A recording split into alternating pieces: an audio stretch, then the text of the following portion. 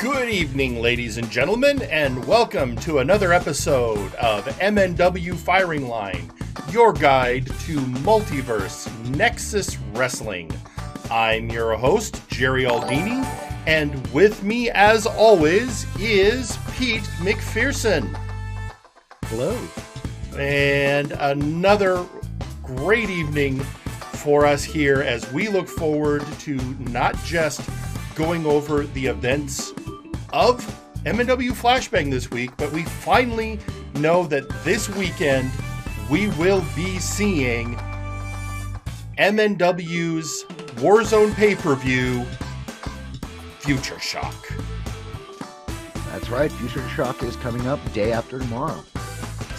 So much going on. But first, as always, how are you doing tonight, Pete?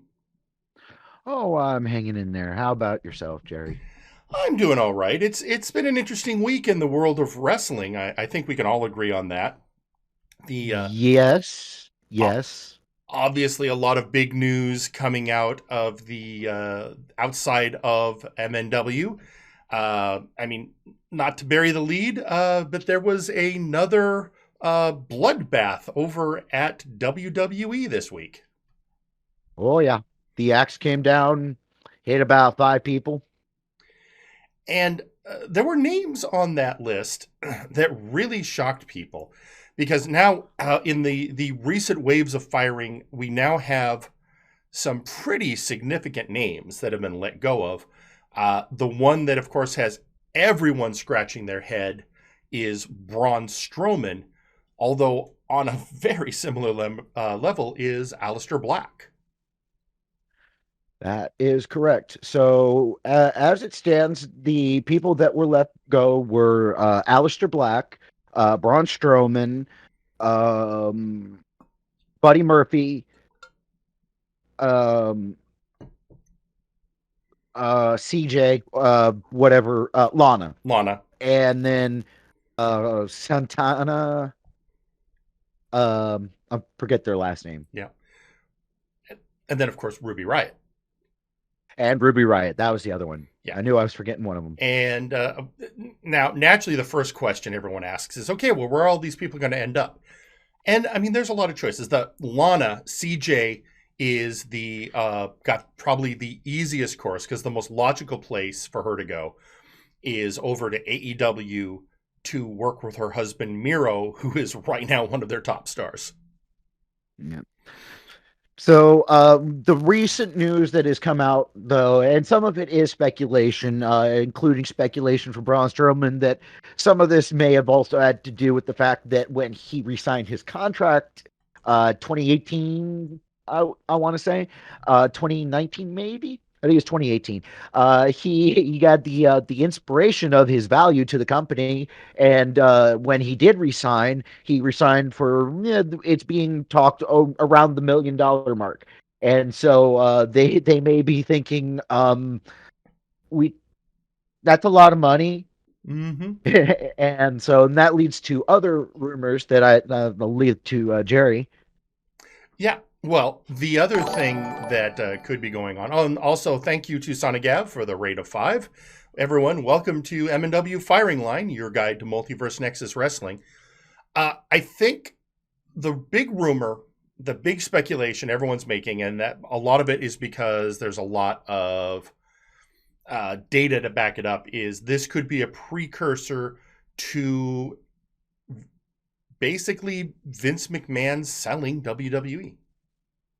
So the base behind these rumors, the speculation is primarily the fact that these kind of tactics where you're tying up loose ends or you're making budgetary cuts, and these kind of moves that they make are similar to what happens when a business is looking to put itself up for sale. Yeah. So. Yeah, at this point, I think the big question, is a sale imminent to who? Lead contender I've heard is NPC. And where do these wrestlers go? I think a lot of people have said Ruby Riott, a.k.a. Heidi Lovelace, probably would find a very comfortable place in the AEW women's roster. They basically could make good use of her, and she'd be a good boost to that particular roster. The rest of them, I mean, not everyone could go to AEW. That's just well, and I think that's the thing to point out there is that while the men's division is quite certainly packed, there's still some room to grow within the women's division. Yeah. So I mean, we were talking earlier about Lana, aka CJ. CJ and Ruby Riott going to AEW would be just fine. I think they'd do just fine there. That wouldn't feel like a bloated roster with them going. Right. Whereas with a lot of the men released, certainly Strowman and Black and Murphy probably all could be very successful in New Japan. Sure. Oh, yeah. I could also see, I mean, Ring of Honor and Impact are still players. I mean, they certainly could get decent bookings on the indie circuit. But yeah, basically, I mean, Buddy Murphy, you look at his work rate, his talent. Somebody's going to snatch him up. Same with Black, and Strowman at this point is a big enough name and has enough talent. Yeah, they're going to be fine. This is not the old days when a release from WWE could be a real problem and you don't have a lot of options. In the current modern world of wrestling, it's a much easier market to try and find a place in once that particular hatchet has fallen. Well, and I know that when I was hearing from Aleister Black coming in, he seemed quite positive about things, but he did have to he did comment that he felt that the last 2 years for him were a slow death of his character. Yeah. Although I can't argue with that. No, I really can't. And a lot of these guys deserved better. Aleister I would put right at the top. Honestly, that's where I put Ruby Riott as well. She deserved a lot better than she was never given the chance to shine that she deserved. Yeah. But anyway, with that will wrap us up for the outside world of wrestling. Now to our world of wrestling. One last thing. I mean, with this big news, we should at least mention that AEW did have another banger of a pay-per-view. Oh, yeah. With the most recent Double or Nothing, with a lot of great performance. The roster's definitely coming into its own. If the releases hadn't happened, that's what we'd have been talking about during this segment. Absolutely. But as Pete has said, this is not a show about WWE or the rest of the world of wrestling. This is a show about Multiverse Nexus Wrestling. So let's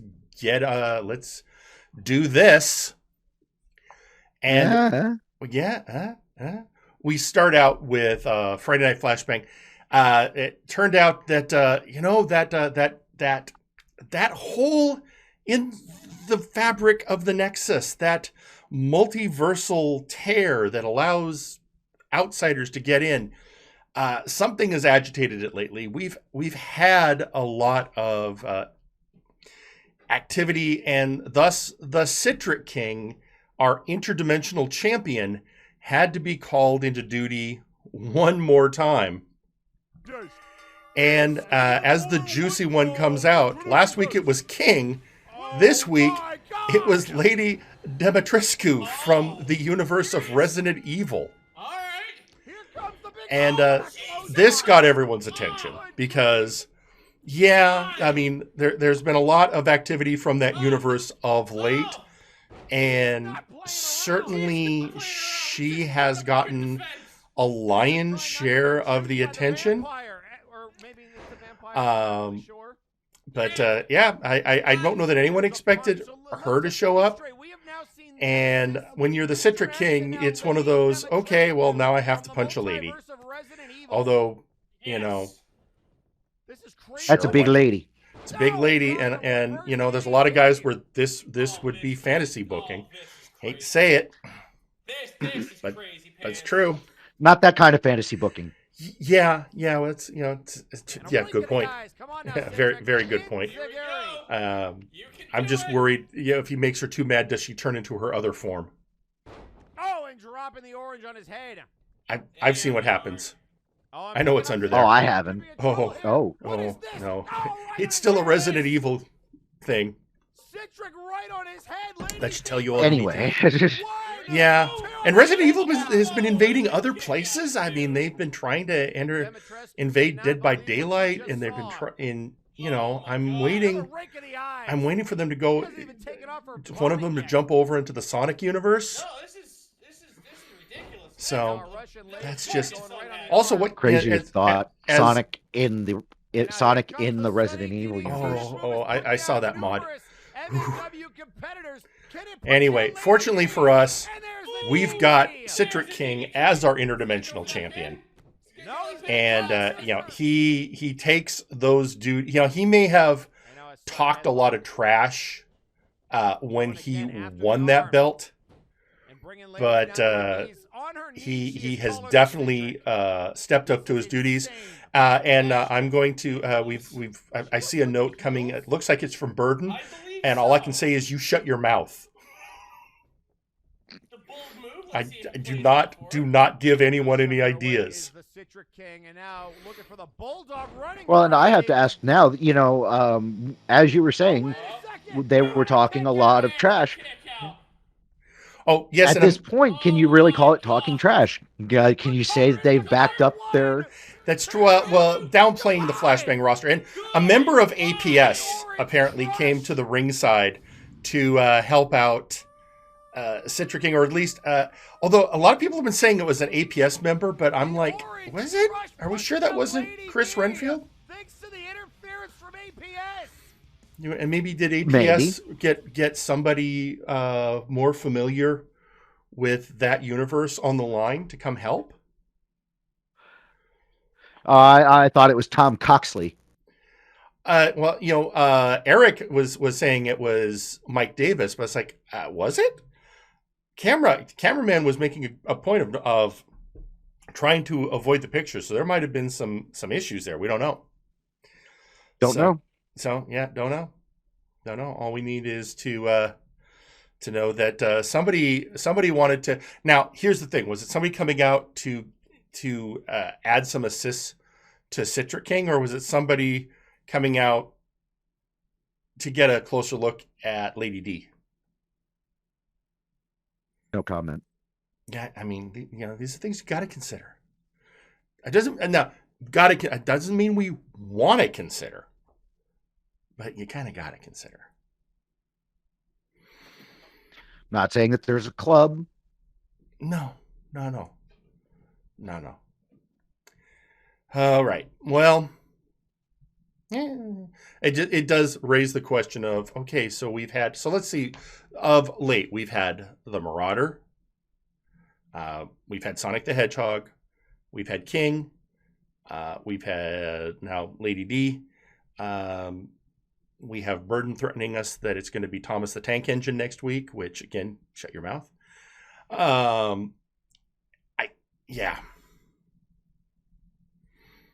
don't know. Just, it's kind of scary when you think about it. All right. Well, with that, it's heading back down to the ring. We were lucky in a lot of ways. We were lucky that this invasion happened right away and that Citric had to be brought out when he did, because otherwise the show would have started out with the next segment we're going to look at. Ladies and gentlemen, once again, Earl King Wes.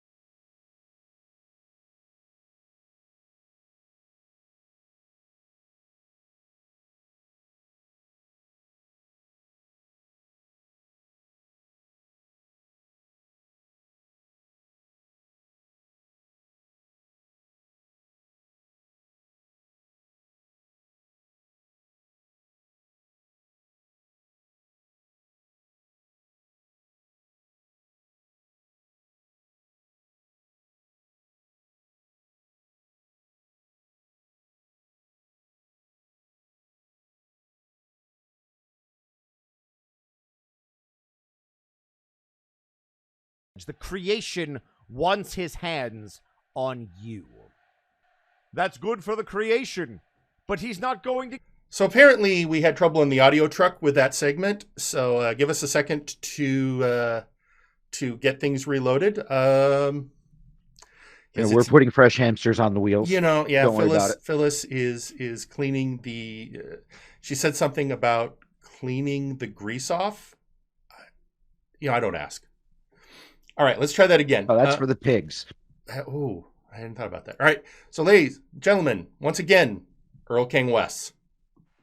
And while I may not have qualified for the opportunity to fight Nero Napier, now I can focus on other things, like the tag team championships, because someone is walking out of here with those titles, but they would look much better around the waist of a tag team. And the Abyssal Void has been very hungry for some tag team competition. So Bone Warriors or Fort...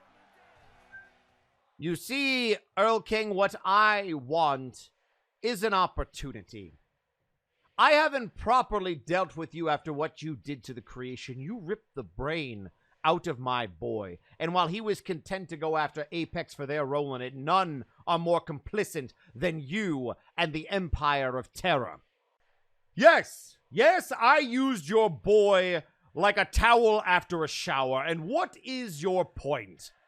You have him back now. Congratulations, your baby boy has returned to you. He's just a bunch of spare parts because you never had your own child to love. That's why you adopted that street rat Thunderbolt and built one in a lab. Should I care about a bunch of dead body parts coming to life?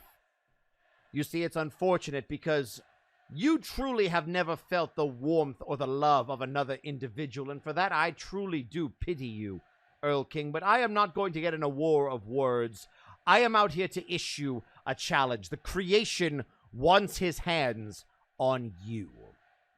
That's good for the creation, but he's not going to get his hands on me because he doesn't deserve it. Let us not forget it was the creation that cost Prinny his entire existence. I think that was revenge enough for him. I think it's time you move on and stop living in 2020. A predictable response, so how about we go with plan B? Since you're too much of a coward, how about you give me the beast Hyrule? Clearly there is still someone else's brain in that body. Clearly you use that brain to manipulate the creation, which I still have in my possession. So give me your beast and Multivania so I can put it down. You want to end Hyrule for a second time? Ask Helix Sucks how that went. You should know better than anybody. Whatever can be created can be destroyed, and whatever can be destroyed can be recreated. I'll take it under advisement, Caliban. I'll think it over. In fact, how about we do this? We'll have a match next week. Let me guess, I'm 2 steps ahead of you. You want the creation to face Dark Lord Popo, the current holder of the Mask of Hyrule, and if he beats him, he gets the actual Hyrule at Multivania. Am I correct in your assertion, Earl King, or was there something I was missing in your oh-so elaborate and oh-so creative plan? Don't worry, I'll wait. Oh, what's that? No words? I'll assume I was completely correct, and I'll have the creation ready by next week. So there we go. That is... we now have an idea of something coming up. We know that tomorrow night on Friday Night Flashbang, the creation will face Dark Lord Popo. And if Christopher Caliban comes out on top, that he will face the Beast Hyrule at Multivania. So for people who need to be caught up, just for a proper recap, after the first breakdown, the creation, we learned, had been captured by the Empire of Terror, his brain removed from his body and replaced with the brain of the Beast Hyrule. Which we didn't learn for a while. We did not for the longest time, until Johan Mjoln defeated Earl King Wes in a classic match. did we learn that it was not Christopher's brain in the creation's body. And it was only after the joint efforts of Alexis Edmonton and Graven that the creation's original brain was returned to Dr. Caliban. And after recapturing his body, they put him back to rights, and Caliban examined the brain and discovered it was Hyrule. Now, in the meantime, the beast's body returned at Multivania, but since his brain was in the possession of Dr. Caliban, this leads to the logic that some other brain has been driving the beast's body. And that's the outstanding question. Whose brain is in the beast Hyrold's body? Maybe we will learn after Multivania. Either way, we know that we have a match tomorrow night setting up a potential Multivania match, the first Multivania match we've even heard of outside of the 8-man showcase match for the Flashbang World Heavyweight Championship. And we have we're getting some social media activity from Kath Gina. And it's looks over at the man speaking about children versus the man who has children. Vincent Caliban is a wonderful father. I would trust him with my children if I had any. That is Jerry. And then follows up, Jagger, however, will never have children. Count on it, Jerry. Because, well then, sure, it had to end that way.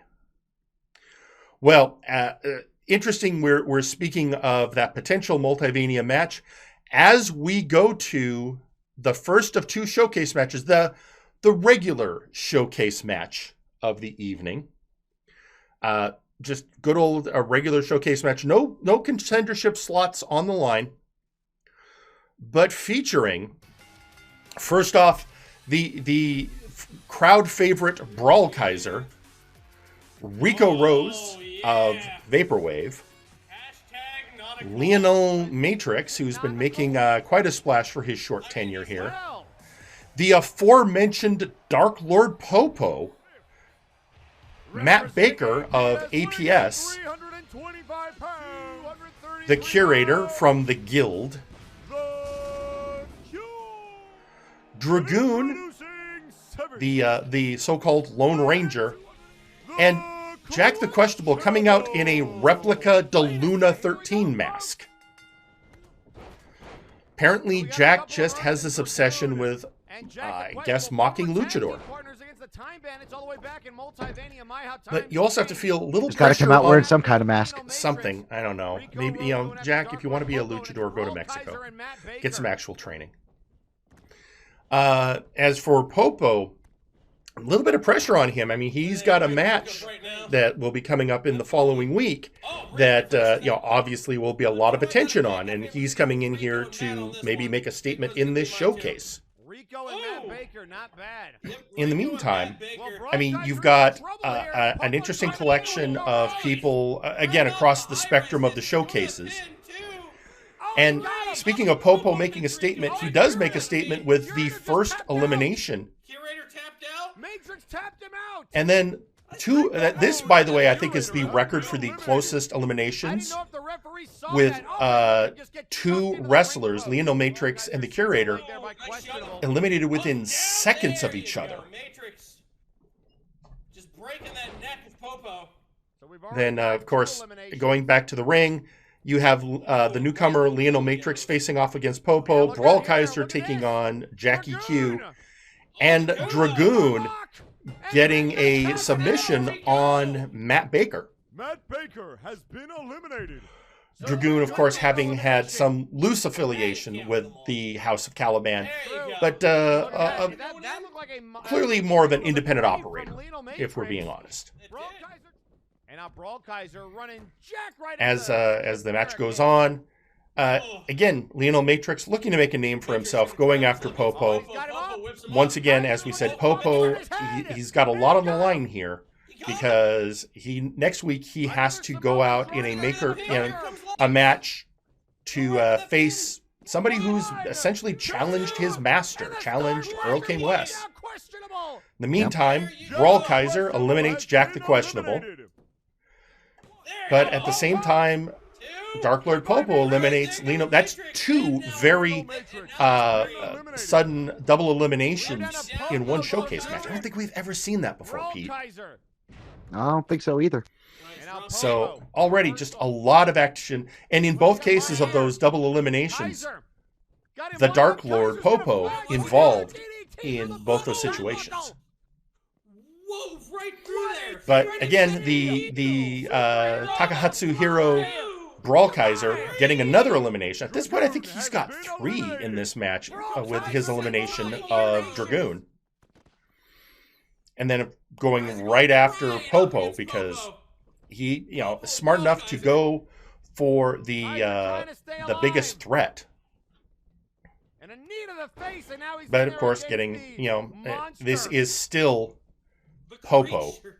Oh, this could be a problem. And but one thing, Popo, he's big, he's strong, he's not fast. Here's the Starbuster. Not as fast as Brawl Kaiser. Not at all. I mean, Brawl Kaiser has the he's a very animated figure and gets the elimination on Popo. With that makes Brawl Kaiser a member of the 2-win club in showcase matches. And at this point, the was the crowd favorite coming in, comes out on top, and with that final elimination of Popo, this means that Popo has to go into tomorrow night's match against the Creation with a loss under his belt. And on the social media, we're hearing from the Omni Geek going, Sentai beats Giant Monster. It's really on brand for him. I mean, fair. Although Brawl Kaiser has always been more of the more akin to a Kamen Rider than a Sentai, I think it still stands to reason. There's a lot of crossover there. Still kind of on brand. It's very on brand.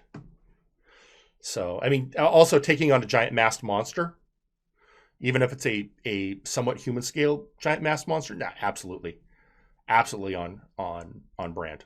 I mean, it couldn't be more fitting, really. So once again, the Omni Geek making a great point. And really, I now that I think about it, I mean, that's not Popo's original form. As true. Had been mentioned, he has gone through transformation. He has actually a couple in his career. The whole reason Earl King West even made, Dr. Caliban deducing this is what Earl King West wanted, is the fact that the parasitic mask that adorns Popo, giving him his current form and power, was originally worn by the Beast High-Rolled, thus making him the Beast's successor. And in a lot of ways, a perfect warm-up for the Creation if he's going to face that monstrosity at Multivania. I was just taking a look here, and I had to point out this because reasons. I just noticed in our books, Carla accident. I don't know. I'm pretty sure this wasn't intentional, but she in the card, it's not the Dragoon. It's the Dargoon. I mean, typos happen.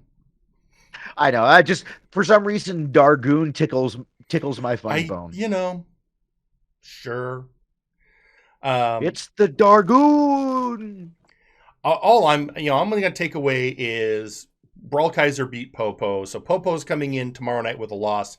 Brawl Kaiser is now in the more rarefied company of having won 2 showcases. Yep. And Brawl Kaiser, I will be surprised if we do not see something of Brawl Kaiser at Multivania. as he is one of the most popular wrestlers on the Flashbang roster at this point. And with that, all right. Well, and we've already heard from part of this on social media.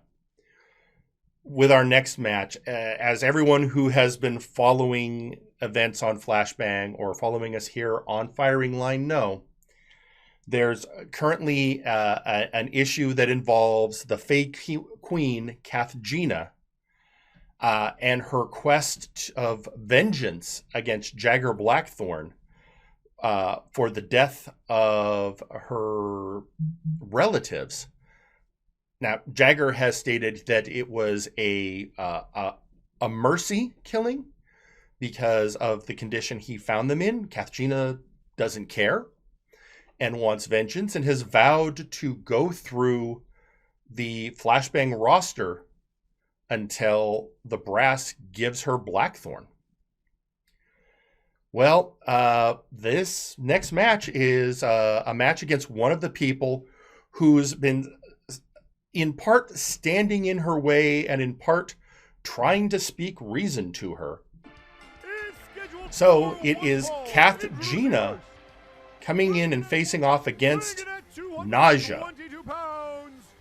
And that's Naja, of course, teamed with TK in a tag match against Kathgina and Mizuki Napier, a match where Naja was merely a spectator as TK took on both opponents by herself and secured a victory.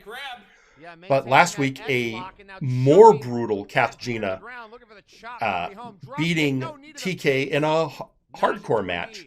And it's worth noting that Naja has come to see herself as a kind of mentor to TK. And has been standing, as we said, in Kathgina's way. But then out comes Mizuki Napier, who has definitely been a thorn in the Beast Mom's side ever since Naja joined the roster.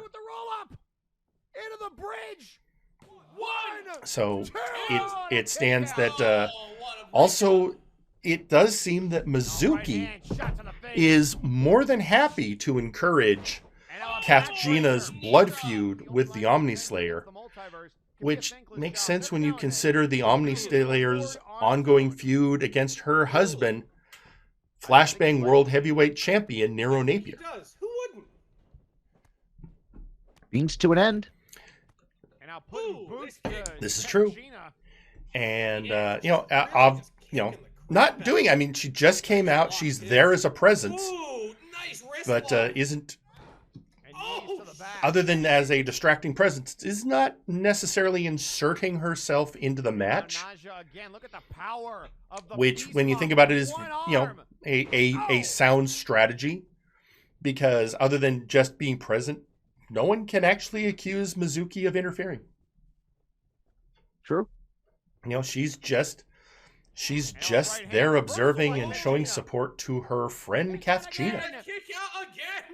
Naja will not die. So, and as the match continued, and again we a brutality in Kathgina that I don't think we saw prior to current events, and taking out all the frustration she's been feeling and all the rage that she wants to visit on Blackthorn, on whoever she finds in front of her, which is right now the Beast Mom Naja. And Naja, for her part, is equal parts trying to get through to Kathgina, but on the other part, not really willing to put up with her shit.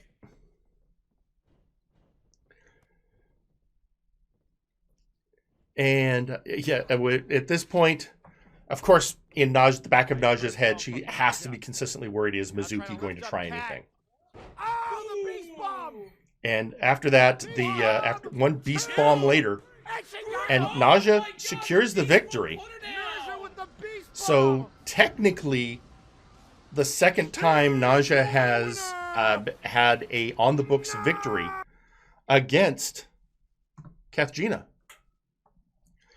Now, there were reports after the fact that that Naja was backstage looking for Mizuki Napier, issuing a challenge, although from what we understand, she never found her. And it's, makes sense. Mizuki is not a stupid person and would certainly not wait around, especially not for an enraged human felinoid creature to come looking for her. Yeah. What is specifically, I know somebody had said it once, there is a specific name for Naja's race? I'll have to do some research on that. I am not familiar. It's something from the universe of Dungeons and Dragons. But, of course, as every week, we know that Katrina watches the show and is tweeting out on social media, I will do it, Jerry, all by myself. I shall do it. I have been too soft. Jagger is going to pay. Everyone is going to pay. And of course, unsurprisingly, the Omni Geek throwing out that he believes she is a tabaxi. That might be it. I'm not positive. Yeah, I'll definitely need to get the team working on that. So yeah, and maybe we can somebody can actually reach out to the Beast Mom and ask her. Maybe Joe knows. We can see if we talk to him later. Okay, I'm also hearing a Leonin. We'll have to. I have some experts I can check with later. Yep. So with that, we continue. Now, here's the issue, I would say, with this current quest on Kathgina's part. While she's working her way towards Blackthorn, at this point, Blackthorn, after their one match and after his explanation, he himself seems focused more on moving forward. If anything, he's shown more focus at hindering Simon the Psycho than he has been in dealing with the situation with Katrina, which we'll actually look at that again later in the program. For now, we need to turn our sights away from the issues of Faye and Beast, of the questions around the heavyweight championship, and instead we need to focus in on the Trios championship. Because here's what we know. We do know that Doom, the current Trios champions, have been looking for who is going to be their first contenders for those Trios belts. And after many weeks of seeing who would be the best contenders, the one group that has plagued them the most has been a team up of the aristocratic Canid and the Princedom. In fact, just as we mentioned this, we have a social media tweet from the bringer of the apocalypse, Michael Macabre. As my brothers said, 3 little fools. Well, you know what? Let's hold on to that, because Mr. Michael Macabre, we are now going to hear from said brother. We are going to hear from the Night Reaper Zericus in tonight's Flashbang audio promo of the week. Hello, Multiverse. How are you doing this night? Tired? I expected as much. How about I read you a bedtime story to help you go to sleep? This story is called The 3 Fancy Fools. In the world of Multiversia, there were a group of 3 fancy fools. Oh, those 3 fancy fools. A group who was quite interesting. They were made up of a prince who was too scared to leave his armor, a king who dressed like the fool of a king he was, and a fox dog creature who had lost to a great hero. These three fancy fools were truly foolish. They wanted treasure, gold, and the treasure they went for? Well, it was the gold of doom. Many tried to challenge, but none can get the right to yet for that gold. But the fools were lucky. They were given a direct shot to fight them for that right. Their luck ran strong. They beat Doom, but not easily. Oh, but Doom didn't like that. No, not at all. Doom wanted the prince and the king, and so they got them. But if those fools were anything, it was lucky. They won again. They were the first to have a shot at the gold of Doom. But sadly, their luck would run dry. What a problem for them. And not only that, but they also broke the first rule too. A bad combination for those three fancy fools. Now, for those three fancy fools, you know who you are. I hope you're ready. Because, well, when you come for these belts, you won't win like you did before. You know what's coming. I hope you're ready for it. Hope you're ready for... Click! Doomsday. Good night, Multiverse. Sleep well. And essentially in response, the aristocratic Canid took to the ring to make his own statement on the matter. The future is bright for the aristocratic Canid. You see, I am out here to make a proclamation, a declaration. The princedom and the aristocratic Canid have officially formed a trio. And as such, you have seen the dominance, the absolute brutality that comes from the combination of being better, a cut above the rest. Nobility is a burden few can handle, but the princedom and the Canid handle it with grace. Meanwhile, we are matched up against hooligans, those who would use practical jokes, dirty tricks to win their matchups. We don't require cheating to win, and we are going to prove that the only reason VIP doesn't still have those titles is because you can't win fair and square. So next week we will put an end to your short title run, and the era of the princedom and the aristocratic Canid, the era of elegance, will begin. And before you tell me about how you're going to retain your titles because you're better than us and blah-de-blah-de-blah, let me remind you all that for the past 2 weeks, the princedom has dominated Doom. They have looked more like Inquisition lackeys than Trio's titles, competitors, or champions, and next week we will put the final nail in their coffin. And then just a few minutes ago on social media, we, as I said, heard from Michael Macabre. As my brother said, three fancy fools, fools whom are tempting the fates on the edge of the world. Tomorrow the castles crumble and kingdoms burn. They brought this upon themselves, and the apocalypse will destroy them. Princedom, Canid, your fates will be summed up in 2 words: click, doomsday.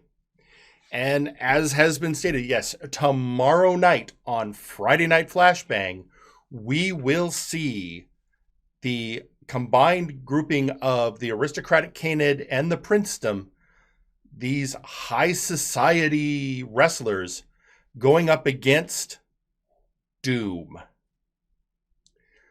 And I guess we will see how that turns out. That's going to be a hell of a match. It is. I mean, so far, and let's face it, we've heard from... Here's the thing that I would be, especially if I'm a member of the upper crust team. We've heard from Xericus. We've heard from Macabre. when you're not hearing from Mad Jack? See, there's a question, if you're dealing with Doom, there's a question you should always be asking yourself. What's Mad Jack doing? Because the answer might surprise you. And by surprise, I mean hurt. It's just, that's all I'm going to say. We're going to move on. Yep. Roll along, folks. Nothing to see here. There's no code D. The room temperature is still good. Okay. Yeah. So tomorrow night, Doom versus the Princeton and the Canid. With that, the next match. So there's been a lot of trash talking going on. A lot of people jockeying for position. Just a lot of people. Once Multivania starts coming nigh, people are jockeying for position. People are talking big. And even always in the background, there has to be that question of, can I get on the biggest show of the year? Because, while there are plenty of slots, while it is a 2-day event for both Warzone and Flashbang, there's still not room for everyone. And so 2 wrestlers who've been having some back and forth in amongst everyone are the competitors in our next match. And that, of course, is the Bulldog, Grant Martin, coming on to face the Mandalorian Hutch Cale of the Cartel. Now, the Cartel, of course, have been making the attempts at an argument that they deserve the next shot at the Tag Team Championship, which, of course, last Friday was defended in the main event, which we will be looking at later in this program. But they make their case that they have managed to individually and in even tag settings beat the Bone Warriors. So they make the argument that they deserve the next title shot. And as I said, there's just also been a lot of jaw-jacking back and forth with other people, and one of them is this man right here, the Bulldog, Grant Martin, the tag team partner of Shere Khan, who we have not seen in action since a vicious attack from Kevin Blackwell where he ripped off Shere Khan's mask and put him in the hospital. But Grant, having been making strong strides both as a partner to the Luna 13, but also as a solo performer. And lest we forget, Grant Martin is a man who won a ladder match after his back had been broken. Now a jab. And I'll pull him to the outside. Oh, so, I mean, yes, there might have been some assist. He still climbed a ladder with only his arms. This is not a man you count out on anything. And might be looking for the combat roll after the On the other hand, Hutch Cale has been a key performer in the Cartel. But Pete, I have something that I've been wondering if you're Hutch Cale. Okay. And that is, your regular tag partner is Nitzig Gunkgobla. And Nitzig has secured his slot in the main event at Multivania. He was the first person to qualify for the 8-man title showcase match. So he's got to want to make a showing to get there. Unfortunately, this was not the night, as he got caught in a choke chain by the Bulldog. And so the Bulldog shows that, at least for this night, he's the big dog. And, and by the way, thank you to Gumpsy Kind of Guy for the raid of 2. Welcome to Firing Line. And just so you know, we are midway through our Flashbang coverage, and we'll be getting to that huge tag team title match later in the show. In the meantime, the Bulldog, Grant Martin, securing a decisive victory over Hutch Kale, and certainly making the argument that he certainly deserves perhaps to be somewhere on that Multivania card. So now here's one of my other questions. Pete, when was the last time we heard any updates on his partner, Shere Khan? I think it might have been. It's been a bit since we've heard anything current. It's been a while. I mean, we know he's been recovering after that vicious attack, and we remember Bulldog himself was on the shelf for months after having his back broken at in that vicious ladder match at, I want to say, Breakdown 3. Breakdown 2. Yes, I think Breakdown 2 or 3. I think it was 3. Yeah, after a vicious match against the Beast High Roll's brain in the Creation's body, which makes me think that Bulldog might be really interested in seeing what's going to happen in that particular Multivania match, because he may have some skin in the game.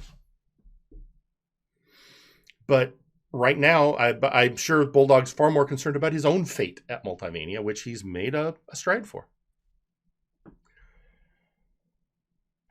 With that, the next, somebody else who feels he deserves more spotlight than he's been getting lately comes to the ring. Ladies and gentlemen, the next person you're going to hear from is the Sunken Sea Captain, Zephyr Tail. I'm putting the entire tag division on notice. Apex has never had an opportunity at the tag belts, and that's about to stop, boyos. You see, Madness, while you've been toiling around in the cartel, I've actually been a part of a group that be doing stuff around here. So what you need to remember is that you need to know your role and shut your mouth, lest ye be keeled hold. Now, Bone Warriors, forces of nature, I don't really care which one of you be winning this match here tonight, but you both be put on notice. Me and the Crimson Phoenix are hunkering to put a little gold around our waist come Multivania season, and so we're putting our names in the #1 contendership conversation with whoever wins here tonight. It matters not, because the road to Multivania goes through Apex. So whether it be Spike and Burden, whether it be Big Rock and Huge Mane, the Crimson Phoenix and the Sunken Sea Captain have unfinished business. We have righted the ship, and we're looking for a booty to collect. And so with that, basically two members of Apex making a claim towards the tag belts. And, hold that thought, ladies and gentlemen. We'll be revisiting that in just a little bit. But in the meantime, the next match. So last week we heard a impassioned speech by Suicide Gemini to his partner, the head chef of MNW, Samuel Manatee, about whether Samuel should be following down the road that Suicide Gemini is walking. So with that, now we this week find and we haven't heard from Manatee. He has not responded yet to that. I don't know if it's a plea or a warning. I don't know if it's it was emotional for sure, but I'm not sure if he's begging Manatee to stand by his side or warning him away. Complex person, that Gemini. But indeed. And speaking of which, this next match, well, First off, it features the power player of Fabulous, Fuck Kim Wang, taking on the aforementioned Suicide Gemini. And I'm not kidding, of all the members of Fabulous, the best wrestler that has come out of that group, the one with the best win-loss record, either in showcases or singles, is Wang. He's another one of those because of his flamboyant fashion and general demeanor. A lot of people miss the fact that he's one of the most solid and well-performing wrestlers on the roster.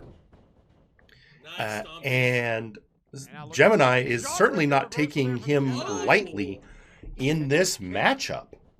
And a clothesline over the top rope. Thus does these two clash.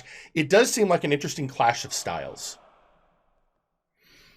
And, you know, with the flamboyant Wang and the masochistic Gemini. Nice DDT. Oh, It's nice elbow. and you know, I work really hard. I know a lot of people like to get into innuendo whenever Wang appears in these matches. I like to try and avoid those because, you know, try and we pride ourselves in taking the high road here. we try. And plus, I also think a lot of those puns have just been done to death. Also, Wang is more than a meme. As we said, his win-loss record itself shows more than just a joke wrestler. Also on social media, Capgina's posting, Gemini is such a sweet lad. I do hope that he and Sammy stick together. They could easily run through the Bone Warriors with a darker edge. Of course, I'll point out that the Hell's Kitchen has already had their crack at the Bone Warriors for the belts. And that they have... like everyone else, came a little short. Although Suicide Gemini did show a great tenacity in that match. They came close, but like so many, have fell just slightly. As did Fabulous. So these are two members of teams that have faced for those tag belts and are now looking for where they're going next. You know, we were talking about how well Wang has done in solo competition, but so has Gemini of late. And Gemini comes away with the win, but I would say this is a match that anyone who was seriously watching wrestling knows that it was not one where there was no clear favorite coming into the match. That one, I feel, could have gone either way. Really could have. So there's where it is. Now, before we get into this next match, I also like to point out we have posting on social media, Mizuki Napier posting a bit of poetry. And I quote, "Mary, Mary, quite contrary, how does your garden grow? With silver bells and cockle shells and pretty maidens all in a row. Some lion heads would look wonderful in my garden." So, well then, there we go. I mean, as we said last week, Naja was looking for Mizuki backstage after that match with Kathjina. And while she didn't manage to find the Queen of Apex, it doesn't look like, I would say what we just heard from Mizuki tells us that she is certainly in no way ducking the Beast Mom.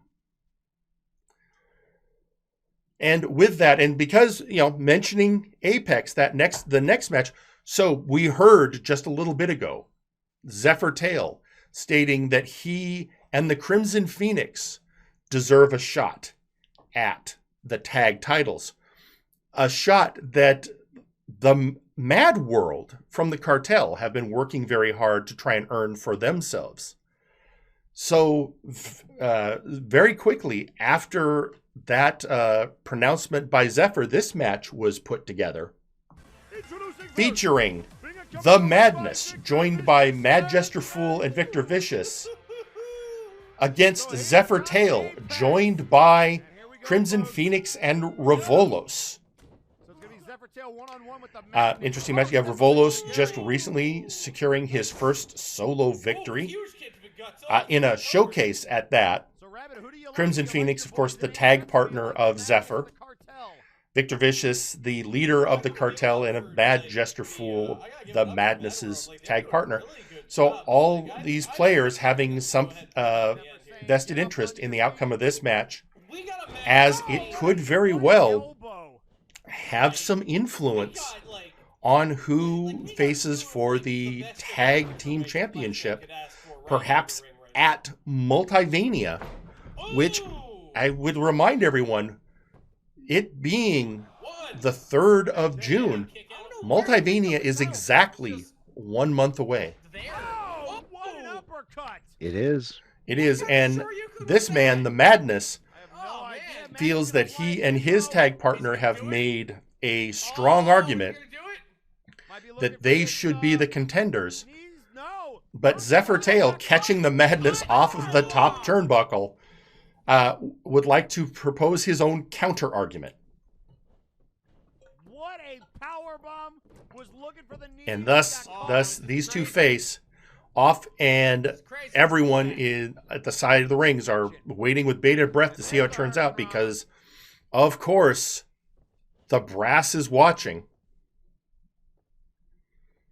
And I'm trying to stretch out Zephyr. Kind of looks like Producer. Just back and forth. Now here's the first time when, again, things that will pay dividends. Revolos is definitely stepping forward more now that he's got that win under his belt. I think it's much like Zephyr. Zephyr, before he joined Apex, was on the schneid. I mean, from the get-go. He's one of the Flashbang originals, and he had not won a single match, much like, say, Donkey Kong, until he joined forces with Nero Napier and started racking up the wins. Now, is he looking for it again? So say what you will about Nero, for some people, joining Apex has actually been a good thing for their careers. Noting here, Zephyr Tail getting the win over the Madness.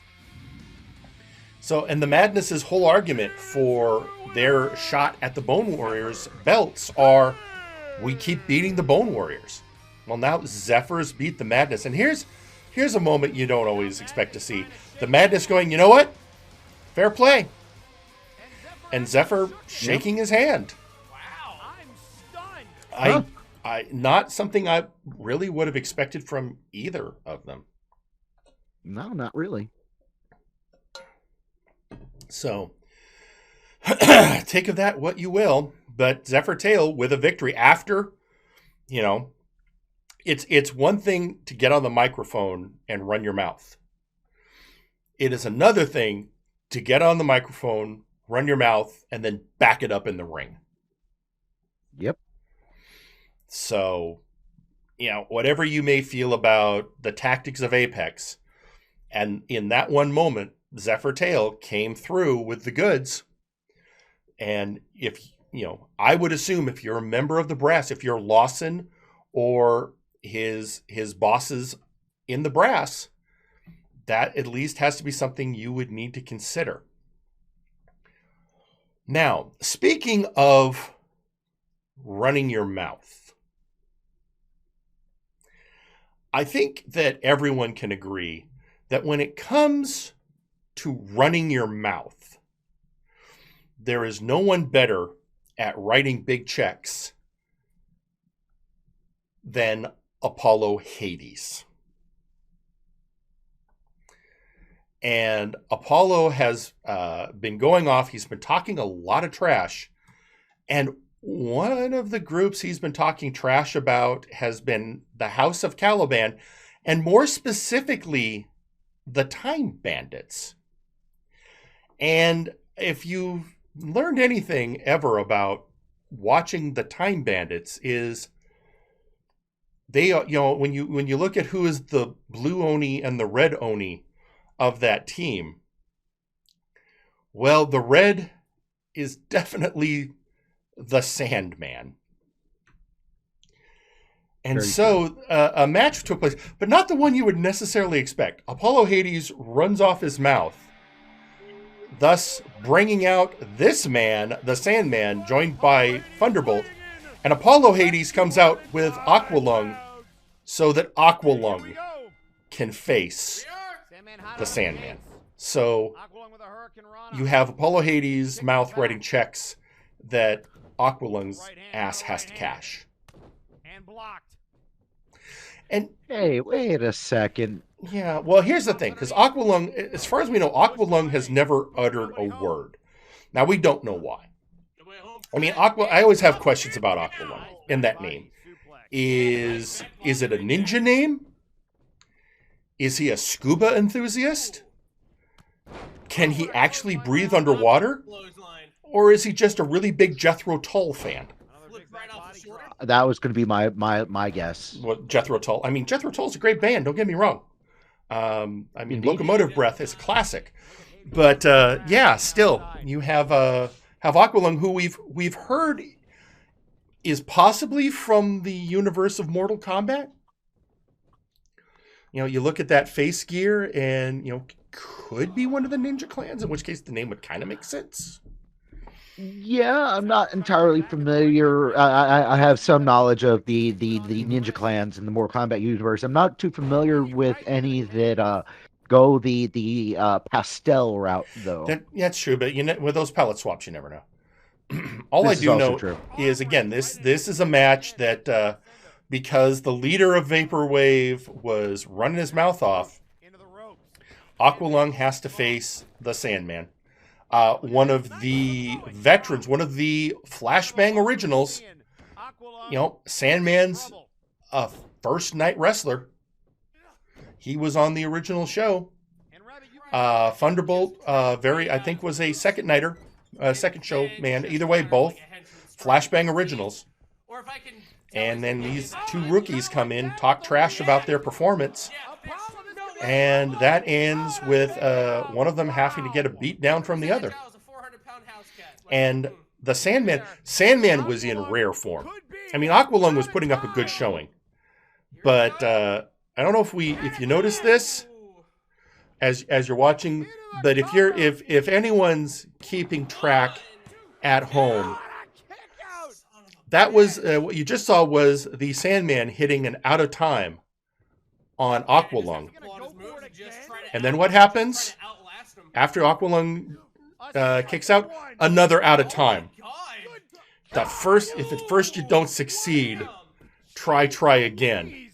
And in the repeat, Sandman secures the victory, and thus does Aqualung, end up feeling thick as a brick.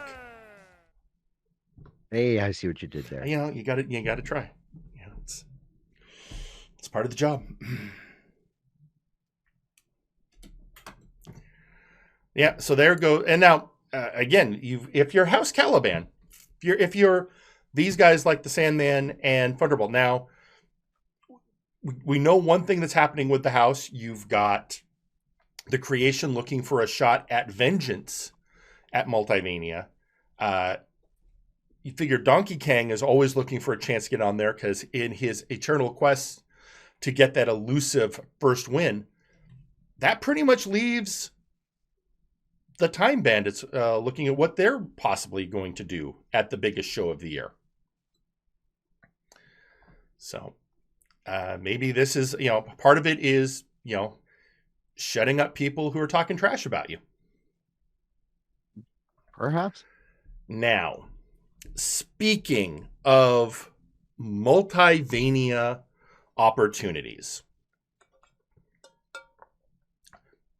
a couple weeks back, there was a very special 8-man contender showcase featuring 8 members of the Empire of Terror, all vying for a shot at one of those 7 slots for the showcase match.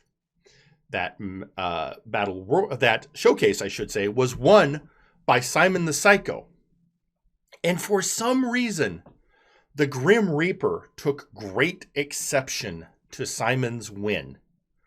Challenged him to a match which the Reaper won last week, thus having that opportunity transferred to him. But after some maneuvering by the Earl King, it was determined that fair is fair, and if the Reaper had a shot at Simon to take away his Multivania opportunity, that Simon should get a shot to see if he could win it back.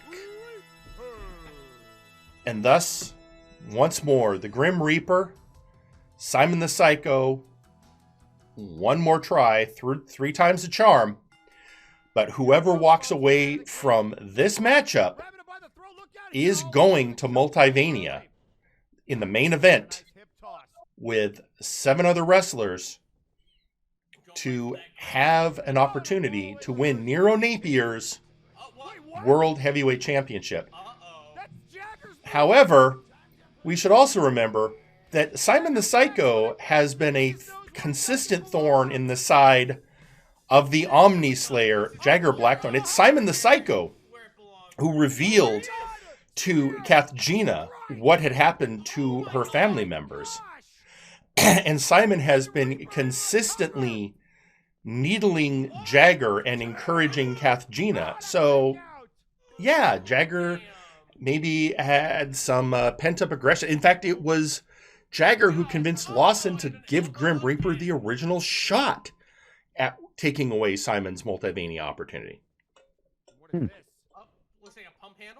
So, really, there's, if anyone is surprised Jagger came out, my answer is I don't know why.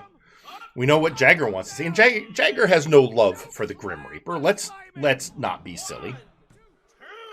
But it's more, he may not like the Grim Reaper, but any chance to cause Simon pain is a positive in Jagger's book. I mean, and after everything Simon's done, can you believe it? Can you blame him? No, not really. No, I mean, I can't. I mean, if I had some strange inky troglodyte, hounding my every move, I'd want to put him down too. Yeah. So that's what happens here. And with that, I mean, and it does put us in this weird moment of, are we actually rooting for the Grim Reaper? I mean, I guess there's a first time for everything. Well, I mean, we're not going to see both of them spontaneously combust. So knowing that that's been ruled out, okay. That's a good point. I mean, yeah, absolutely. So If that option is removed from the table, then I can settle with the other. Yeah. And after just a powerful, I think a lot of people have to be reminded. Grim Reaper is one of the MNW, or not even a Flashbang original, an MNW original. And as the strategist of the Empire of Terror, I still, from everything I've been able to glean from observing this, I think that the whole reason the Reaper has done any of this is there was a plan, and the Reaper is trying to make sure that the plan is followed. And if somebody's going to showboat against the plan, well, he's got to deal with that.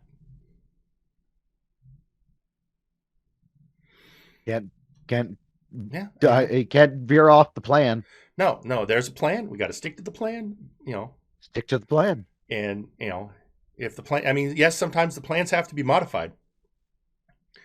But, that's what we're going to look at right now. Well, with that, so so we now know. So here's what we know going into the next match. Main event, Multivania. 8-man showcase match for Nero Napier's Heavyweight Championship. Of course, that means you've got Nero Napier in the match. You've got Nitzig Gunkgobbler having won a spot in that match. You have the gentleman, Scott E. Stevens has won a slot in that match. Now you have settled the Grim Reaper in that match. We still have, that's half the match, but we need the other half. Also, thank you to Edward Bosco for giving a tier 1 sub to Iman Twizzle. Welcome to the show. We hope you enjoy your stay. Well, it's time for another 8-man contender showcase match to determine who is going to get the 5th slot in the main event at Multivania. And the contenders for that shot are the Omni Slayer, Artemis, the Cyber Controller, Sugarfoot, Iron, Tiki Troll, who, by the way, it was his birthday that night, the Omni Geek, Lasume01, the Robot, El Pollo de la Muerte, and DeLuna 13. So a lot happening here. You've got 2 Lucha, 2 bots, an Omni Slayer, an Omni Geek, a Ballroom Dancer, and a Troll. Which makes me wonder, how good a dancer do you think Tiki is? I mean, 1/3 of Fabulous is up for the Omni Geek. Oh no, I've seen these troll dances in World of Warcraft. They're pretty good. Yeah, it makes you wonder. I mean, if we're looking for true symmetry in this match. Fair. I mean, that's where I would look at it. Yes, but this matchup, I mean, a lot of things people want to see. Interestingly, the 2 luchadors, DeLuna 13 and El Pollo de la Muerte, immediately go for each other. Meanwhile, you have the Omni Geek trying to eliminate the birthday boy, not succeeding, and DeLuna going for a pin on El Pollo, but it turns out the ref wasn't counting that. He was counting Lasume pinning Artemis. So the Omni Slayer, the first out of the match. And that's, the battle continues. You got to look at Lasume, though. He's strong, but everyone's like, that's great. Are we going to see Lasume, the good bot, face Cyber Controller? The Luna does eventually take out the birthday boy. Tiki sent to the back. You got to figure, Lasume is we only have 2 good robots in MNW. Lasume and Cool J Kyo. Right. So you need these guys, you need to see who's going to be the one to get in there. In the meantime, you've got after that, I mean, we are now down to the as it pairs down, we now have, if you'll notice, 2 bots, 2 Lucha, an Omni Geek, and a Dancer. That Lasume slam came out of nowhere, though. Omni Geek is in trouble. Somehow that's a joke that I don't think would be that funny. Yeah, I know, needs a little workshopping. Oh, he's going right Yep. for it. Here Yep. comes legs. Here comes legs. Meanwhile, there goes the ref out on the ramp to count out the Omni Geek. So two eliminations for Lasume. And I mean, this match, the ramp saw a lot of activity this week. Meanwhile, you now have... well, it's a benefit of being able to pin anywhere. That's true. Meanwhile, while you have finally you get to see Lasume take on the Cyber Controller with DeLuna in the mix. Meanwhile, El Pollo gets Sugarfoot in the chicken wing.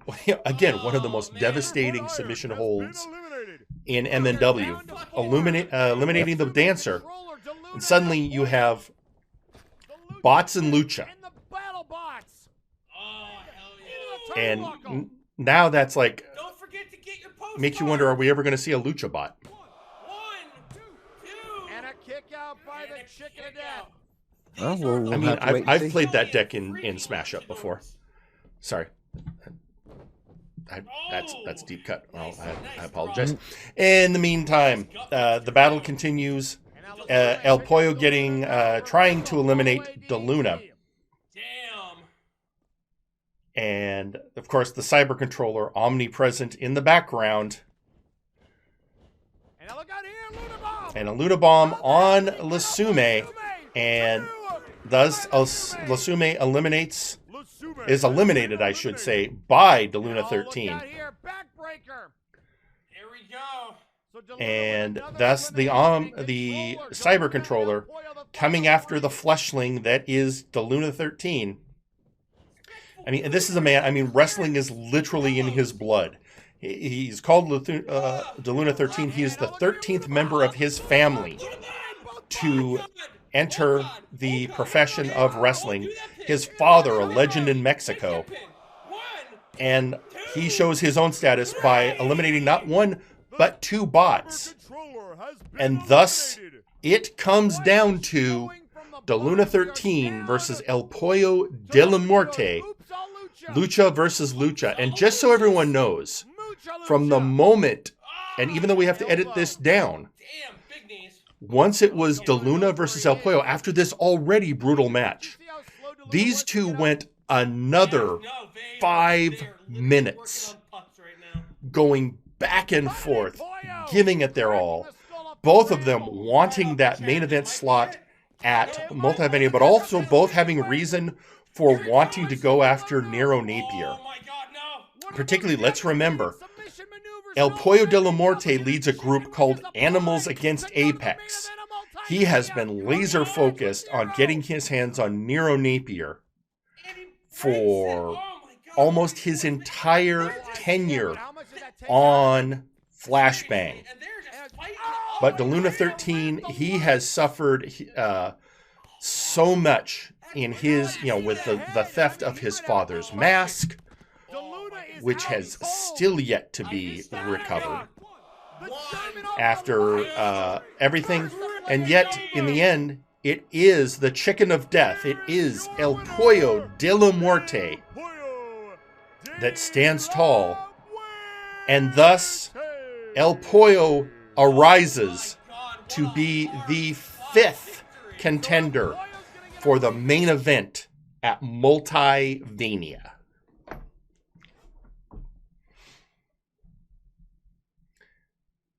So what are you thinking there, Pete? What do you think about El Pollo finally getting that crack, his second crack at Nero Napier in a multi-man match?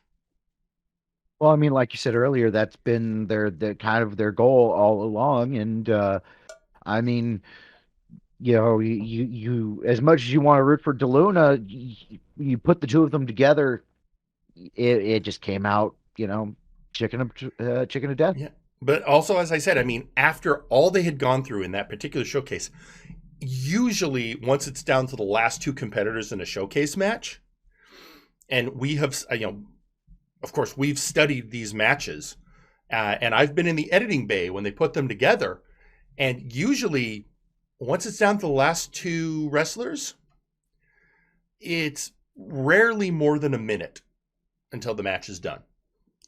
That one, down to those 2, 5 minutes just one-on-one.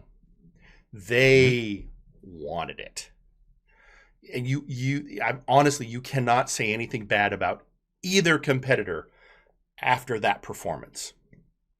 Also, during that tweeting out on social media from Kathgina, I need to send Lasume a gift basket for his good work. He made me very happy that night. All right. Well, as exciting. Usually when we have one of those contender showcases, it is the main event. However, last Friday, the main event was a title match. It was finally, after so much time, after so much preparation, after such a long road, it was the forces of nature getting their long-awaited title shot against the Bone Warriors, who are just 1 month shy now of agree. being Here we go, the folks. tag champions for an entire Going after year. Mia Burden. So it's Big Rock and Burden. And Again, this elimination match also was interesting, Both members of the not team have to a be eliminated. traditional tag setting. Yes, it was tag, but it was tag elimination. This is a hoss fight. And nobody home for the And Black. that's This an isn't a interesting hoss setup fight. because that These two have fought is a one-on-one chance before, to but get, now the belts are on the you know, line. basically turn the match at one point into a handicap match. They've been in singles matches as adversaries. They've been And tag thus, you know, partners. starts out with, Now, let's face it, one of the they truest square hoss off fights with a you're ever chance to going to put see. gold around their waist. Burden The versus forces of Big nature Rock. trying to do what no team has And been as we've able to said do before, since very Multiverse few last people year, can and look that is either of beat those men the in the Bone eye. Warriors with the They, of belt on the course, line. fairly Here well comes matched. Spike tag made. But, you know, the tag team experience of the Bone Warriors versus the synchronized work of the forces of nature. Cross-bodied. I have never And seen the once Bone Warriors things got going, separate once like this Spike before. tagged in, the forces of nature did an excellent job of keeping him isolated from Burden, keeping him in the ring, beating him down. And with that, the first elimination of the match, Whoa. almost right there, but we will see in a moment, the first actual elimination of the match. And, you know, as you can see here, It is. Rock in a hard place. Rock in a hard place Oh, and it connects. on the Rock in a Voodoo hard Master, place. and thus Big does Rock daring Burden and trying to break Huge up Mane this time. get He's the got pin it. on goodbye. Spike, while Yes. Big Rock using Johan's move, beating the drums of war. He's pissed. Again, count of 7. If they're But both then counted Huge out, Mane getting where the no one belt wants will to be, change hands. outside the Big ring Rock will be with the Burden, legal competitor. but immediately getting the pin back to his partner Big Rock. Clothesline. Looking for another But clothesline. at that Big Rock point, will fall away you know, with if you're NXT. Burden, you know you have to eliminate one of these guys. Oh, and this is Otherwise, huge. This could be your huge. match time is going to be very short. Star.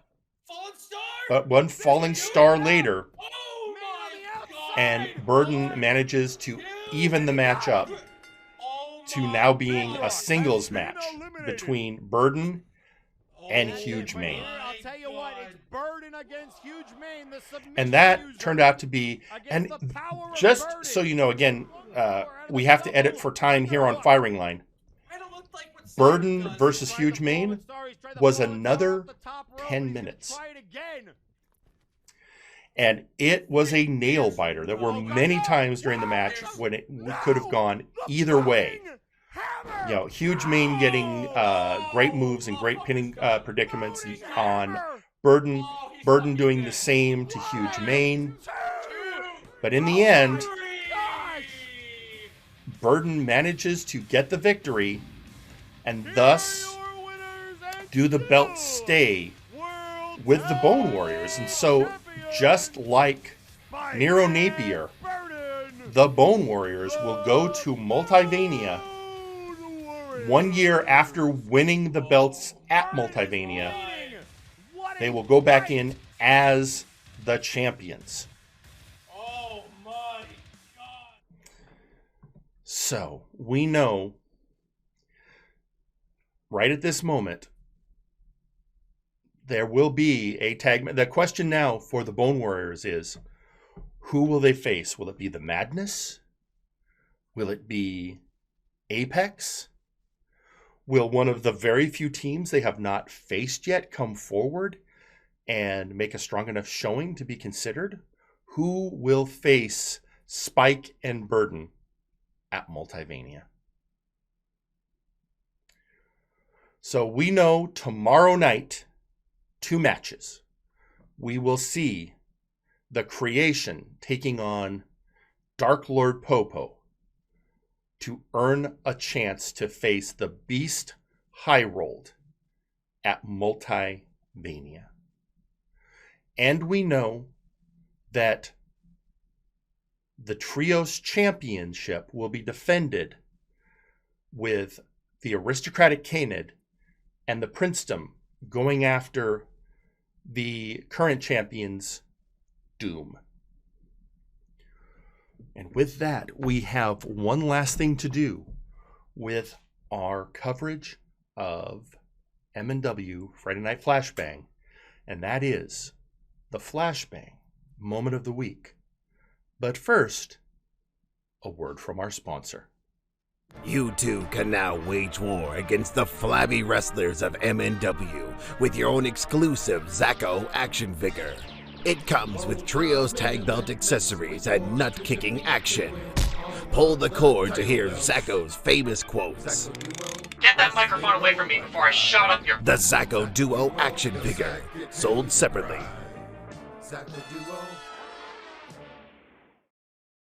And look at that maneuver. DeLuna might have knocked himself out. Both men go down. The Agrio de Familia, but El Pollo to his feet first. Oh! And an elbow. Damn, big knees. Big I don't knees think again. DeLuna knows where he is. Did you see how slow DeLuna was to get up? Yes, no, they are literally working on putts right now. And Pana de Pollo cracking the skull off the ramp. Oh, right off the chair. That might be it. Oh no, Yeah, but it might be, Pollo's because got here comes something the else. chicken wing.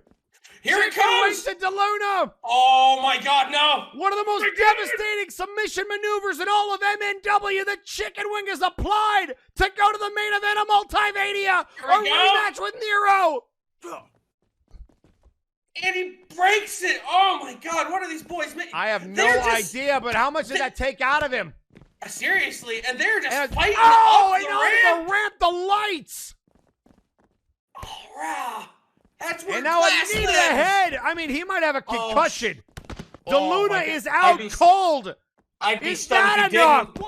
The One, German off the lights. 2, Mercifully, it's 3. over. Here is your winner, El Pollo de la Muerte. Oh my God, what a hard-fought victory. So El Pollo's going to get a rematch with Nero in the main event of Multivania. Oh my God. And there you have it, ladies and gentlemen, your Flashbang Moment of the Week. A decisive victory by El Pollo de la Muerte. And with that, as we bring to a close our coverage of Flashbang, it's that time as always. So hang on a second. Let me get to the next room. Joe. What's up? Joe, are you there? Wake up. Yeah, I'm right here. You here? Okay, great. How's it going this week, Joe? Personally speaking, chaotic. Fair. So I noticed this week I didn't get a heads up like last week, so I'm assuming our guest this week isn't as dire. You could say it's the opposite of dire. In fact, we've definitely all have spoken to this one being employed by MNW. Okay. Well, I guess with that, there's anything else we need to know before we play the role. I'm trying to think of something clever, but nothing's coming to mind right now. So That's fair. Well, I did just wake you up. I needed a nap. All right. Well, ladies and gentlemen, it is time. The Callout with Joe Mojo.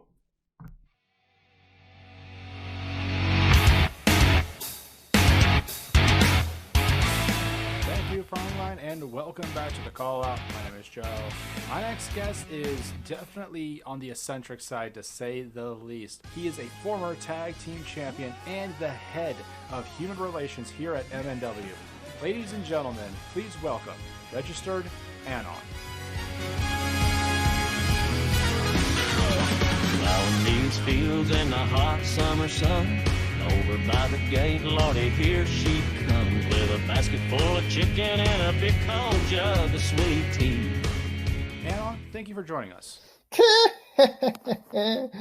No problem, Joe. It's rare I get to get approached by interviewers. Also, sorry for busting through your vent grate on the way in here. After last week's conversation with Grim, I'm not surprised by anything anymore. It's also one of your most known means of travel, so it's kind of expected. Of course. You would be amazed at how quick you could get from one side of the arena to the other using only the vents. Only issue being you could end up in a completely different universe if you take the wrong turn. The MNW's vent system is weird. I will take your word on that. Besides being the Vent Walker, you are a former tag team champion as well as the head of human relations here in MNW. For those who have never heard of you before, what can you tell us about yourself? About myself? Well, for most of you out there, I like to consider myself the most durable wrestler here at MNW, and one of the strongest as well. You're looking at the man who pile drove Gorm into the mat when he first started here, in fact. I'm what you might call a small package powerhouse who loves pushing people to their limits. Also, no, the mask is not made out of human skin. It actually used to be white. But I guess you could say I'm a bit terrifying on the outside, while on the inside I'm a bit more complicated. Let's just say I've come a long way when I first started out here at MNW. Let's discuss that, actually. How did you first come to MNW? Well, I was initially dropped off in this universe by a group of gnome merchants after they, picked me up. And afterwards, I sort of wandered a bit in the city where the old MNW arena was before finally getting to see some of the matches for the first time here. And I was interested. I believe it was around when Trashman was having to deal with touch-ums. And after watching a few of the shows, I immediately filled out an application and boom, that's how my career here started. A chance at a fresh start, if you will. Was your life prior to MNW hectic at all? Well, it was hectic, yes, but up to a certain point, I enjoyed it greatly. Then, after that point, I... Anon? Sorry, my prior life brings back some bad memories, and I'm still trying to get over them. Good to know. So, one of the first things that people remember was your feud turned partnership with Krokvar. Can you bring us back to what it was like during those times? Ah, yes, Krokvar. Let me tell you something about that guy. He could fight like mad, and it was the main reason why I wanted to fight him all the time back then. Backstage, in the ring, didn't matter. Whenever the two of us fought, a certain air just hung about the arena that was borderline animalistic. Honestly, we would have probably feuded for a while longer had Grimm not made a deal with the Inquisition and setting up a match that would have sent Krokvar to jail had he lost. In fact, that was the match that really turned our feud into a partnership and a friendship. When I came running down there, interrupting the match, and basically, in my opinion, really igniting the war between the Inquisition and half the MNW. Have you ever heard of why Krokvar, of all people, was sent to jail? From what I understood, as to why he was targeted, it was due to the fact that he had tagged with Trashman during the Trios tournament back in the day, like this was 3 years in the past. The Inquisition, or more specifically, Inquisitor Graves, was going after anyone associated with Trashman due to him being a clown walker. For those who don't know, can you tell us what a clown walker is? Ah, right. So, basically, Jones ended up almost getting turned into a clown due to Mr. Touches' blood getting into an open wound that Jones got from him during one of their fights. Jones ended up finding out that the only way to stop this clownification was to kill Mr. Touchums, which he promptly did with a ton of blunt force trauma with a steel chair. So he stopped himself from going full clown, but he had some clown-like qualities. that which being his abnormally large mohawk with the white streaks through him. After Crockvar came back, you guys formed OTP with some very unique music, even winning the tag team championships. Ah, yes. One true pain. Yeah, we had to come up with a good theme to come out to. Something that really got the fans' blood pumping. Crockvar wanted something country. I wanted something a bit more anime. So we met in the middle, and now I'm constantly getting emailed sexy tractor memes from fans. And yes, the tag titles, honestly, that was the match where we actually prepared for the most, and it paid off in the end against the Outlaws. Can you take us back to that match? Sure. So basically the original plan with me and Crockfire came up with was he would be the one to wear down both CJR Killer and Theron while keeping me fresh. However, it didn't go entirely as planned. Instead, Theron and Crockvar were going head to head with one another for a good part of the match. Well, eventually, Crockvar manages to pull off a feeding frenzy on Theron. That was one of his moves, and begins pulling Theron over to our side of the ring and calls out to me to get ready. He then proceeds to pin Theron, and CJR was already moving into break it up full steam. But I was just a bit too fast, and I ended up eating the attack meant to break up the pin. But it was just enough to get 3 count in the end. Sometimes you have to take a hit to get the victory in. Ever since the loss of the tag titles, the undershutting down, and unfortunately Crockvar leaving us at MNW, there is one more part of you I would like to explore, and that is you being the head of human resources here in MNW. How did you get that position?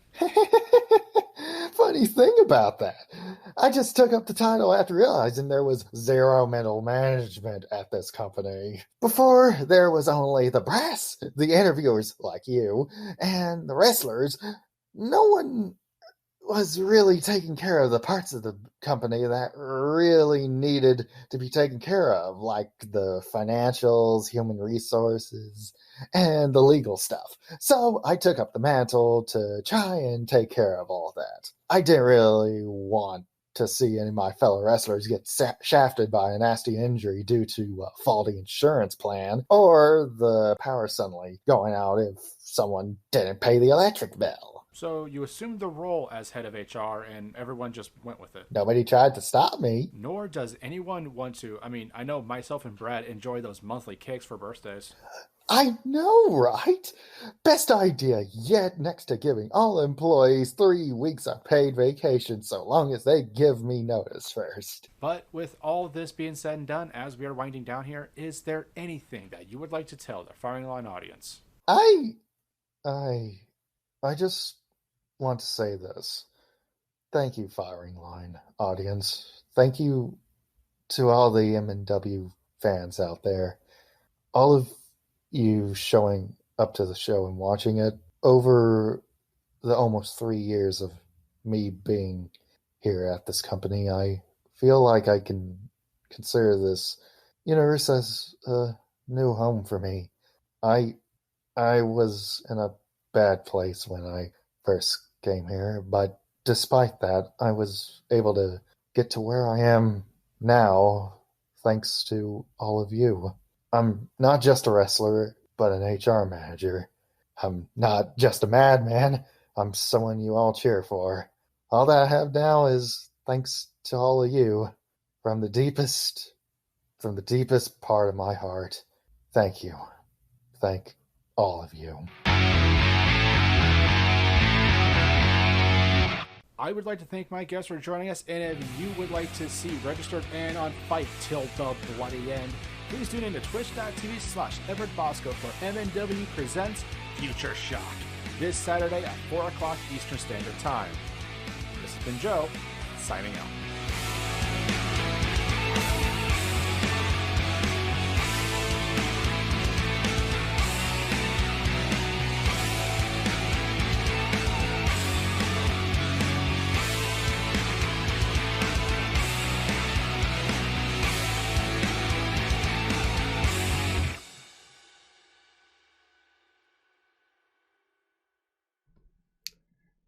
There you have it, ladies and gentlemen. The head of human resources, Registered Anon. Yeah, that was quite surprising there, Joe. So I got in contact with Anon last week. Anon was actually my plan B for when plan A's couldn't make it. And Anon said, "Yeah, I can't really do this week. I kind of need to. I can do it for next week." Though I'm like, "Oh yeah, sure." And that's how we got Grim. I see. Yeah, no, I remember when Registered Anon actually hired me into MNW originally. So I had to. Yeah, after I talked with I think Bosco was the one who interviewed me, but I had to talk with Anon like almost immediately.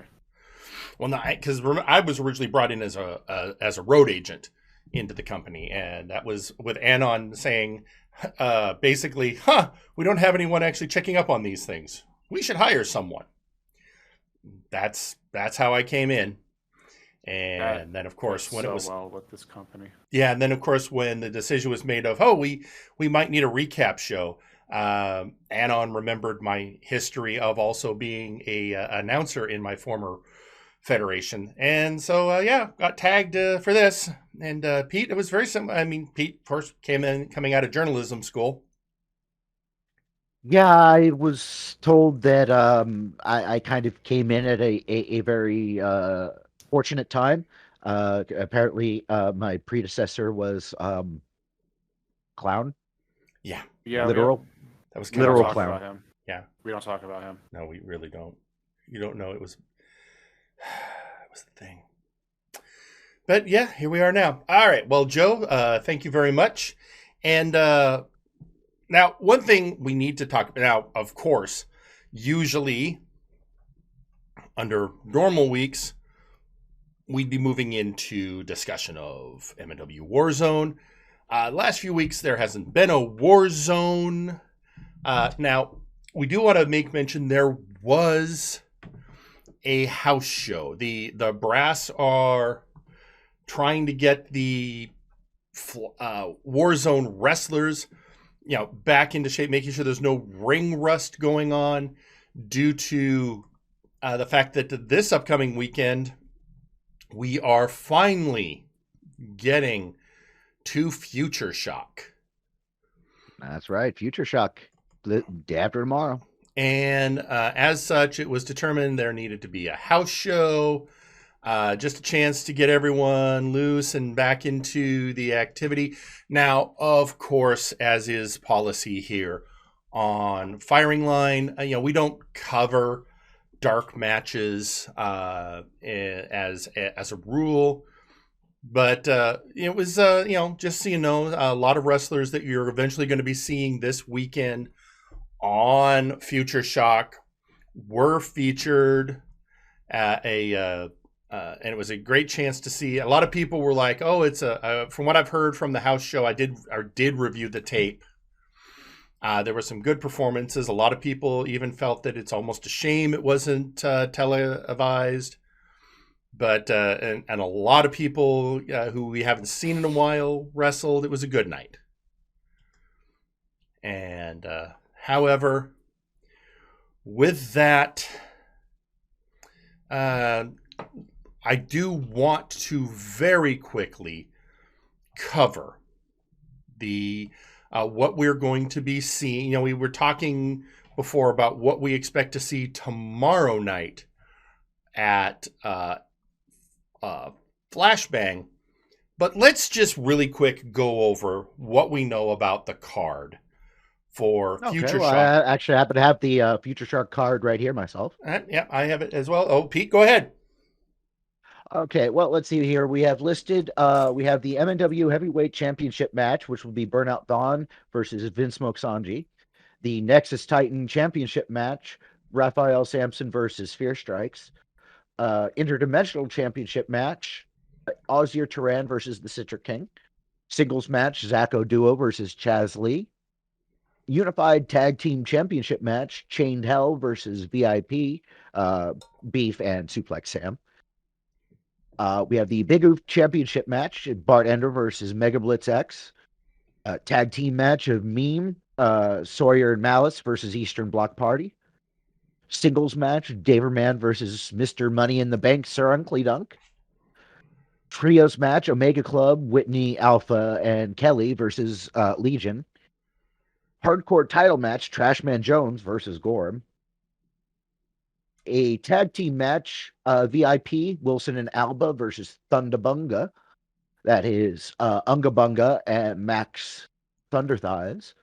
And then we also have a 8-man rookie showcase match, which is going to feature Ignacio Cervantes, the Delinquent, Constantinople, Sergeant Major Payne, Beowulf, Carcharodon, TJ the Mint Gable, and Power Surge.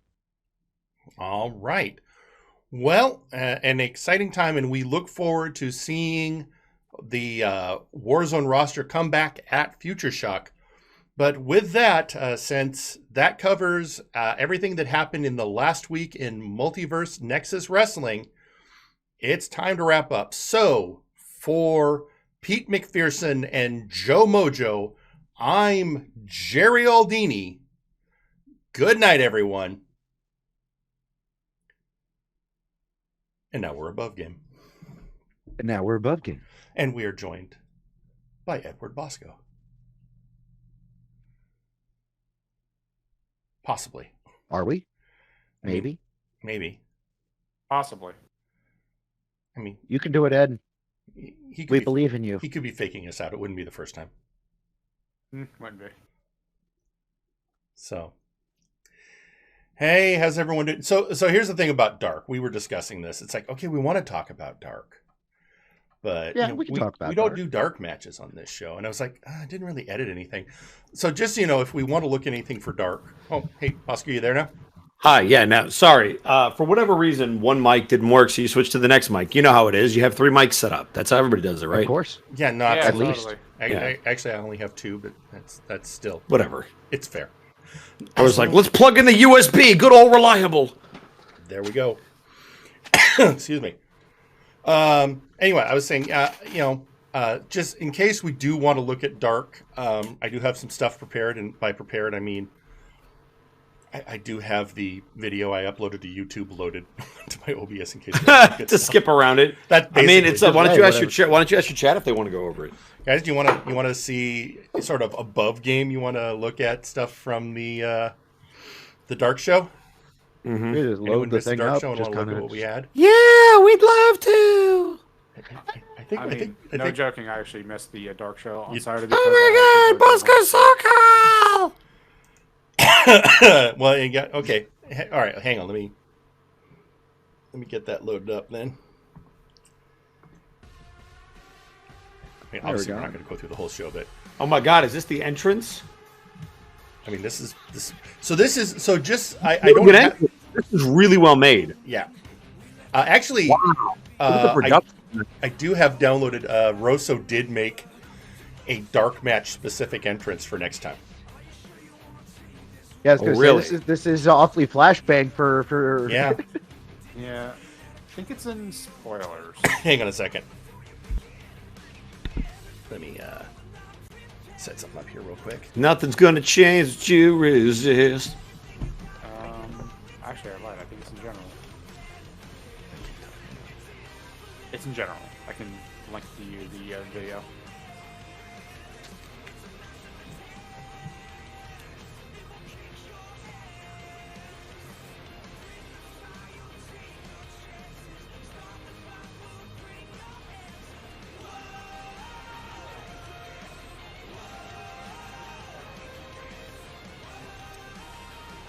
Keep vamping, everyone. So, Bosco, do you really hate that matchup? What matchup? He's talking about the Bradio tractor section. Yes, I do. Because I had no idea. I do. I despise it. I hate it. It's stupid. I just thought Kurt played it as like one of his we're on intro break songs for fucking ever, and I didn't like it before that. And every time he would hit it, it's like an Ice Ice's theme now. I can't stand Ice Ice's theme. You know what? That is fair. Okay. Well, if you want to, if you're ready, this is what Rosso set up. I'll leave our mics hot if you want to discuss it. Okay, what the fuck did Rosso do? He did this. Wait a second. What, the video, stretch it. Yeah, give me a second. I'll try to get the sound in. Wait a second. Did he mix in a bunch of new shit? I hate it.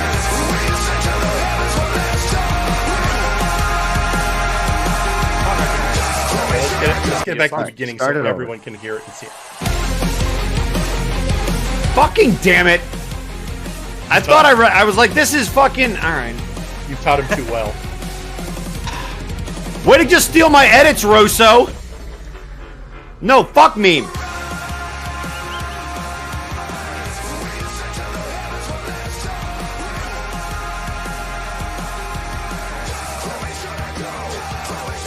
Okay, that was well edited. Fire came up on the thing. Fucking high roll dancing.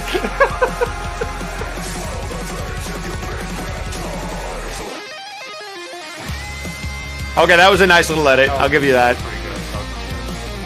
I don't like that it's meme themed. I feel like you're a little biased and this is not really your show, but I like that. Notwithstanding.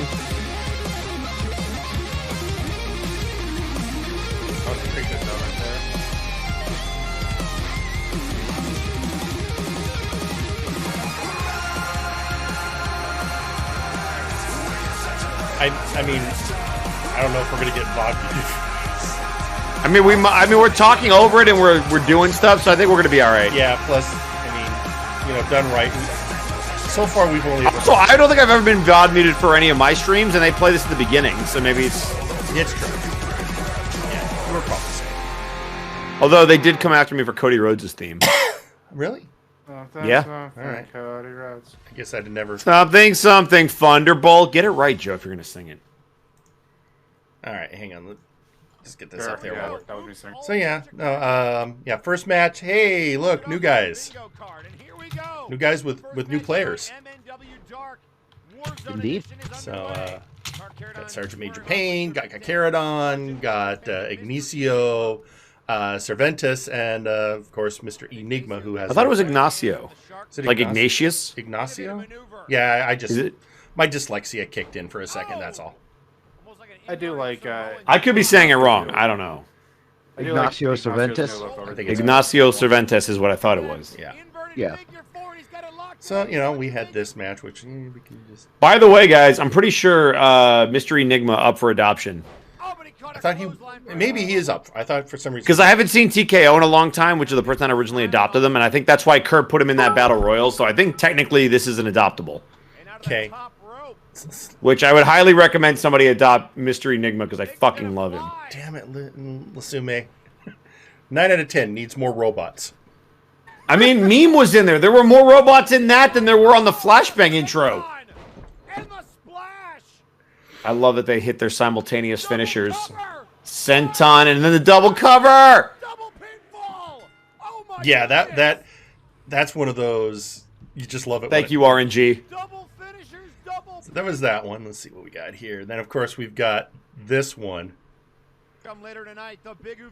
Speaking of new guys, that's one nice thing, chance for the new guys, especially since they got adopted and then there was a hiatus. Yeah. So a lot of people, once they finally got their characters locked down and needed a chance to, see them in action. The following contest is a triple threat match scheduled for 1 fall. Hang on, I'm not going to go through all the entrances. There's a reason why I edit these. So first off, we've got... why? I like the entrances. Yeah, but I mean, take time. That's true. All right, so a debut. That's one thing that the house show had was a literal debut. Yeah? Of Beowulf, who will get their official real debut at Future Shock during the 8-man rookie match. And he won like 3 or 4 RNG matches in a row during the creation stream. It was ridiculous. By the way, Rosso has never looked so good than he did on that fucking creation stream. Zaka lost a lot of money by not betting on his Robro.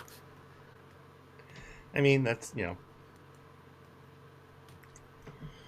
we got this This guy. was the part where I was like, oh, hey, look, the thing's muted. Let's turn the music on. Yeah, then Unga Bunga. There he is. And somebody finally has Edge's music again after Aiden dumped it, which I'm so happy about because I love that song. I do want to go back and look at Unga Bunga's entrance because you gave him an entrance I didn't think we were finally going to see. And that is, I'm going to ask, because not everyone might have been at the creation stream. I want to see once Unga comes in. I remember now. If people can identify whose entrance Unga uses.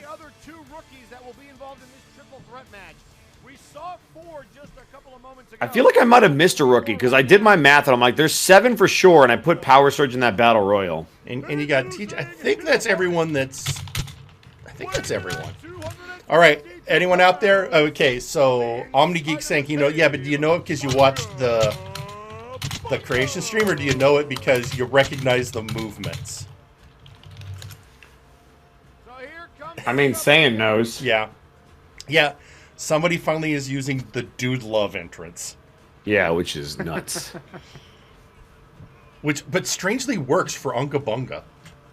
It does. Okay, my thing is when I see Unga Bunga, I grew up with A, Captain Caveman. And B, there was a novelty song for the comic strip character Alley Oop. And so both of those I have enough memory that that's all I ever hear when I see Unga Bunga come out. In MNW before, this is going to be wild. And yeah, Edge's theme, which was Popo's for a while, I think, before he went on to Flashbang. Want to say yes. Yeah, and then, right, this is, I don't know, okay, so I confused Constantinople with Beowulf. Here's Beowulf in his actual entrance. Yes. The new it's good. It's the mask. By the way, I don't know if Darkwolf wants to change the mask. Him and Beowulf use the exact same fucking mask. Yeah, I mean, he's here. He can make a call. Okay, well, yeah, but to be fair, I feel like he's gonna stick with Edge's music and he'll become known for it because Aiden hasn't used it in a long time, and you couldn't tell me who had it before Aiden. Right. I mean, I can, but I'm a nerd that way. Yeah, you shut your mouth. I did. Here's the thing: Edge has one of the best themes, just period. So sure, a lot of people want it. So we got one person saying getting serious. We've got Squatch saying serious Predator vibes. Okay, so we look at that. I'm just going to go ahead and to the inevitable victory of Beowulf, the newcomer, in the grand tradition of, oh hey, you're new. Why don't you have a win?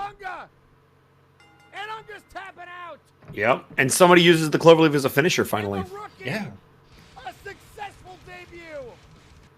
Okay, we're gonna. Then, of course, we've got... Oh, hey, speaking of Rosso. Oh, yeah, the UK Spitfire versus the Undisputed Future. Or, if you really want... Two Brits beating on each other.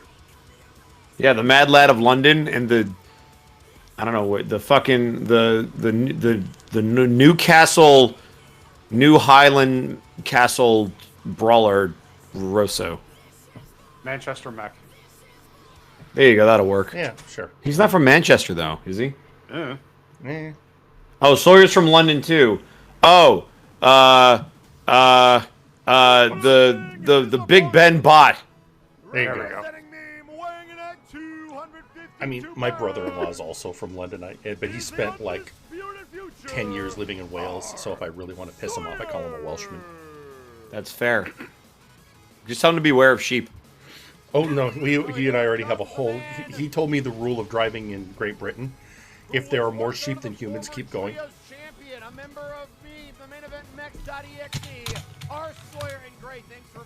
But hey, it's a chance to watch, these two guys. If anybody's curious, German for sheep is Schafe.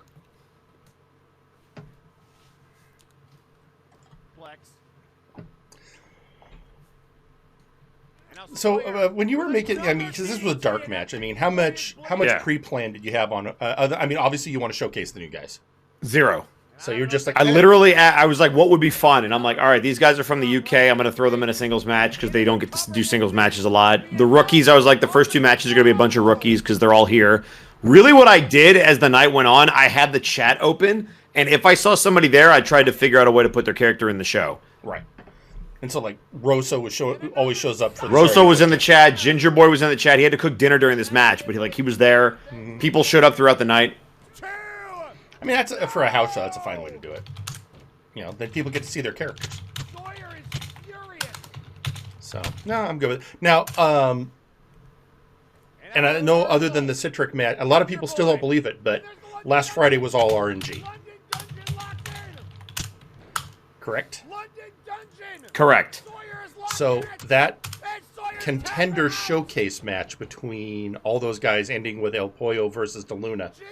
That was RNG deciding to have those guys go for 5. I counted when I was editing. It was 5 minutes of just De Luna. Yeah, everything. So I will pull back the curtain a little bit. So the tag title match and the 8-man showcase were recorded, but they were one take RNG because I didn't want them to crash. Mm-hmm. That was my biggest fear. Is like, oh, they're going to crash during a tag finisher, or they're going to crash during the entrances.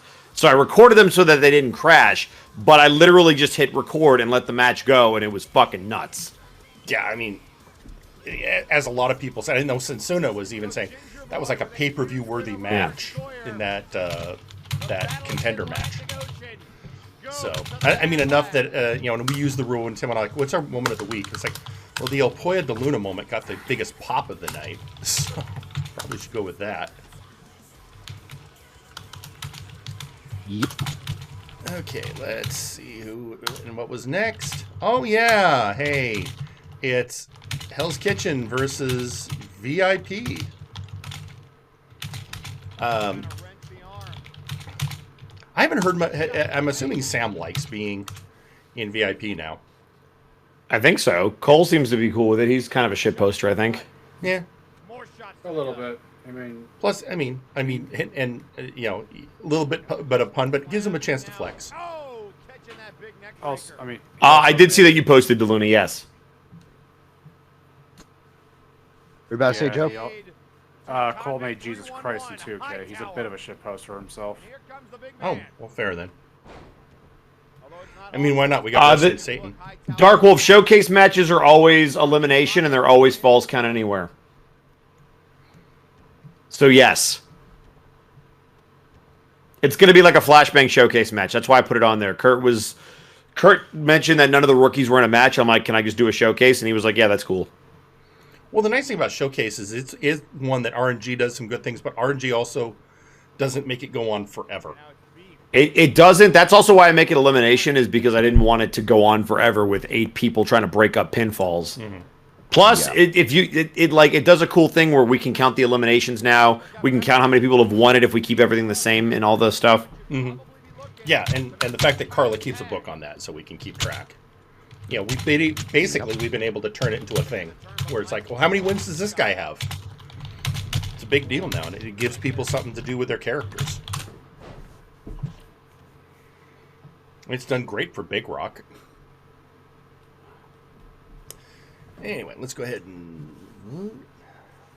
Yeah.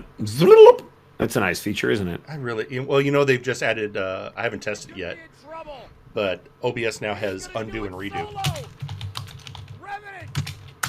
Yep. Which Tim and I have been waiting for. OBS 27 added the undo and redo feature. There it is. And again, it shows a good, you know, even though it's dark, you know, if you look at it at all in canon, it's kind of good for VIP going into Future Shock. I mean, it is. And that, by the way, Future Shock's all RNG too. Like, I talked to Kurt about it. It just, there's not enough time to do stuff. Yeah, I mean, except, well, I shouldn't say all of it. There's a couple things that we still have in the can that we can use. But for the most part, we're just going to run it. Sure. Well, I mean, done right, I think all of the title matches are RNG. I think there's only one match in particular where I'm like, this was what we were going to do beforehand, so we might as well still just do it. Right. Okay, moving on to the next one. Oh, yeah. Hey, it's... So we got McMorgan. Also, I don't know if anybody noticed, but that was the first time I've ever used the instrumental version of Flashbang's theme. I had caught that, actually. This was a fun match. Of course you leave this entrance. You know, I have always... Okay. Now, part of it, of course, is Kev and I are friends. you know, he and I hang out a fair bit. He bought me a game recently on Steam. So, you know, give Kev some love. But also, even before that, I've always liked, ever since you did the first rebuild of Defunct's entrances. Mm-hmm. You know, he's looked great. He's had just this perfect energy. And yeah, I guess I look forward to seeing more of him as the show goes forward. Yeah. I've always loved this character, and anytime to showcase him, I'm pretty happy about. So yeah, I leave this one in. And, you know, McMorgan's been looking for a bit of a rub. You know, that's right. Which they both, everybody looked good in this match. They did. And now into a cover. And a kick out. I know that also, you know, Defunct has been looking forward to getting some more, you know, because he's been in a lot of the dark matches before shows recently. So again, anything to showcase him looks good. Oh, we got 100 bits from Lasumi. Hey, Bosco was wondering, was that 8-man match the first time me and Artemis fought before? I can't remember if you had been in a showcase before. I think it was. I still can't believe it came down to 2 bots and 2 Lucha. Yeah, that was freaking awesome. It was one of those, and because I knew going in that it was RNG. Yeah. And it was like, I cannot believe RNG is doing this. I kind of wanted Cyber Controller to get down to the final 2, but when it was DeLuna and El Pollo, I'm like, this works really well because they're the 2 most deserving. And Cyber made it to the top 3, which is really good. Well, I'd been pointing out, God, I hope a face wins this one, because so far only heels have qualified. Yeah. It's like, please have one face in the match. And also, I know Sensuna's been waiting to see El Pollo win a big one. Yeah. So, and Sensuna's another one of the people I hang out with a lot, so I knew it was important to her. So, it was good stuff. I mean, if you had told me you had pre-recorded it, I wouldn't have been surprised. But the fact that it was RNG just did the storytelling that well. Yeah. Like, oh, RNG can do good stuff sometimes when set correctly. Sometimes.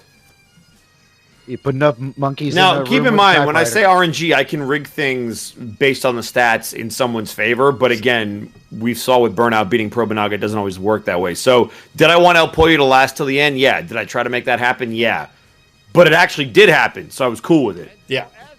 And like you said, DeLuna, I mean, there's enough good story there. 2 Lucha, you know, fighting with Lucha honor. Okay, and here's Blitz and Max and Rapture. DeLuna, that's why I put you in that match, because I knew you weren't probably going to win it. I was shocked. I was like, wow, he might actually pull this shit out. But if you did win it, I could write around that. But I'm glad El Pollo won too, because now you have a different story that you can do. Yeah, and honestly, it made them both look great. Yeah, I cannot emphasize enough 5 minutes of just the 2 of them. And DeLuna, I don't know if you were in the room. No, you weren't in the room. The voice chat crowd were losing their minds the entire 5 minutes. Yeah, they were super into it, and it was one of those kind of a, oh God, I want them both to win, but oh look at that, oh I can't believe they reversed again. It was just that, and people were super invested in Lasume and Cyber Controller fighting. Yeah, I mean, it makes sense. It's my new version of Malice, since, you know, he went over to that other, wherever it's called. That place he ended up. Yeah. So I guess made a new one. Well, and Andrew Zilla's been doing a pretty good job leaning into that character. Yeah, I've liked it. Like, he was the one that put himself in that match. I wasn't going to put him in that match until he cut the promo. Because I said, hey, if you want in the match, just cut a promo. So he cut a promo and he got in. Mm-hmm. He also did mention it during his call-out episode. That too. And there we go. Sorry, Nice Ice.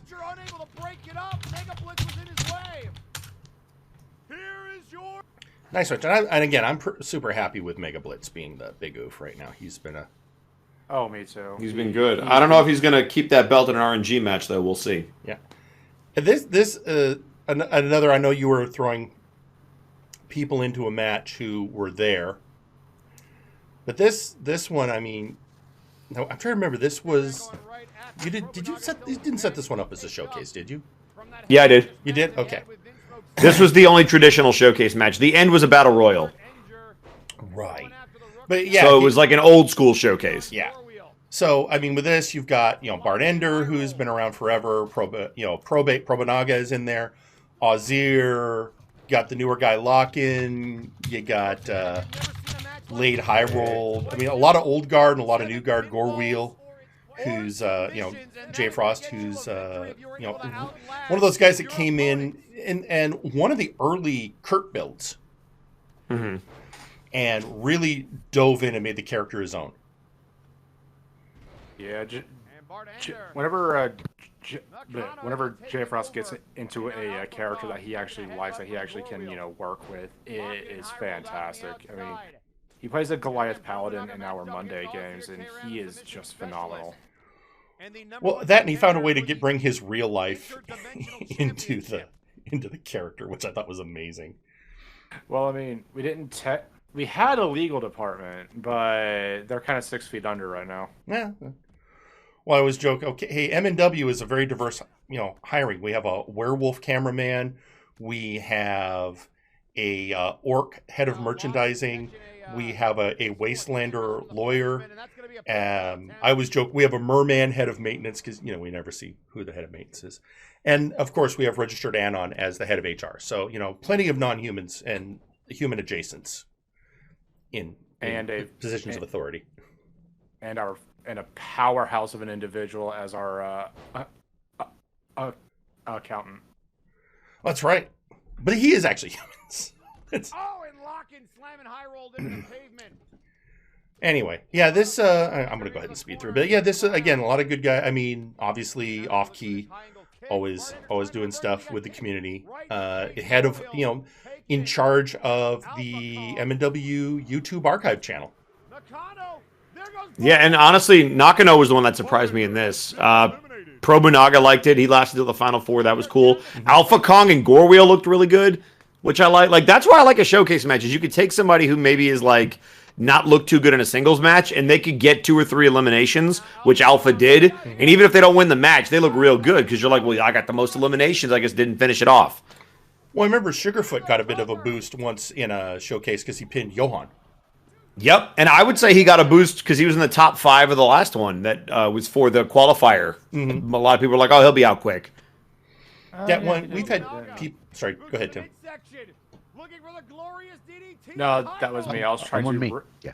All right. That was me. I was trying to remember that showcase. I was like, "Oh yeah, that turned into a whole thing with Fabulous." Well, and we've got Henry Colt getting the record number of eliminations. That's stayed with him his entire career since then. Big Rock winning more showcases than anyone else. And we bring it up every time he comes out. A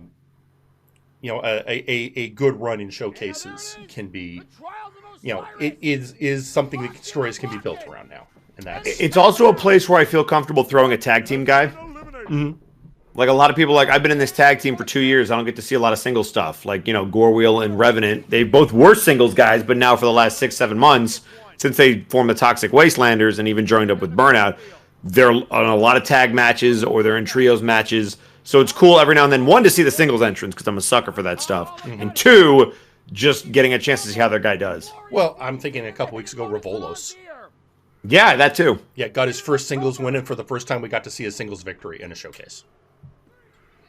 Which I ended up making the moment of the week just because, you gave him Rikishi. Cool. I gave him Rikishi, but I'm going to take it off of him, mostly because Rosso also has that now, and it works better on Rosso. So the monkey, I did it as a joke for the monkey, mostly. Hey. Because I was like, he's finally going to get his first win. This will be great. It worked, so I'm not going to complain. All right. Yeah. Also, Rosso built his whole character's attire around that and victory. Right. So no disrespect to an Ethernet cable, but I don't think he'll mind too much. Nah, yeah, I think Ethernet Cable is just one of those guys. He literally is just happy to be involved in doing stuff. That's why I love him. Yeah, and he's always around. Also made all the graphics for the intro. Nice. Like that MNW logo thing? Yeah. I was also going to call it Matrix does all of our thumbnails and posters for the YouTube channel. Matrix is also awesome. Yeah, he does it. He does some good work for us.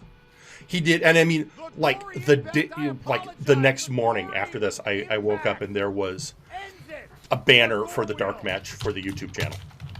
I was like, oh, you're great. Here is your winner. All right, and so the next one, oh, hey, here we go. So this is always, because obviously we make a big deal about not liking Wilson. Yeah, a little bit. But the truth of the matter is he's one of the best heels we have. Yep. And also, I mean, if you've ever talked to Will in the chat, anything, Will himself is like just one of the greatest guys around. Oh, fantastic individual. And he was doing some stuff recently where he was talking to people, he was talking up stuff, and it's like, I love that your character is a complete shit heel, and yet you are the most wholesome human being I think I know.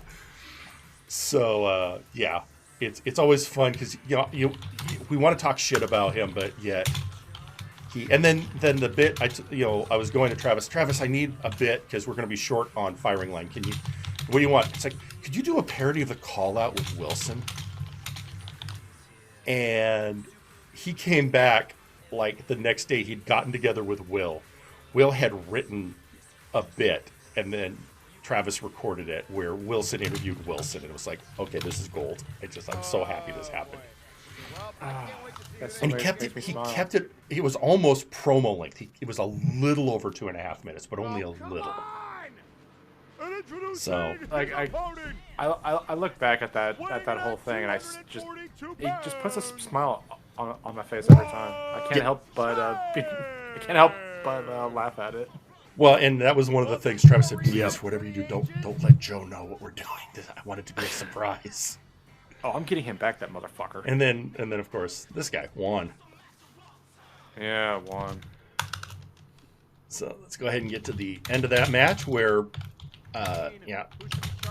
Again, if this had been correct me if I'm okay. So, hasn't Juan beat Wilson before, or is this the first time? I do not think so. All right. I know that I know one of the big draws for Juan was the fact that he actually made people root for Wilson. So I know they've been in a match before. Fair. Yeah, Juan got like very close to actually beating Wilson, and that's what.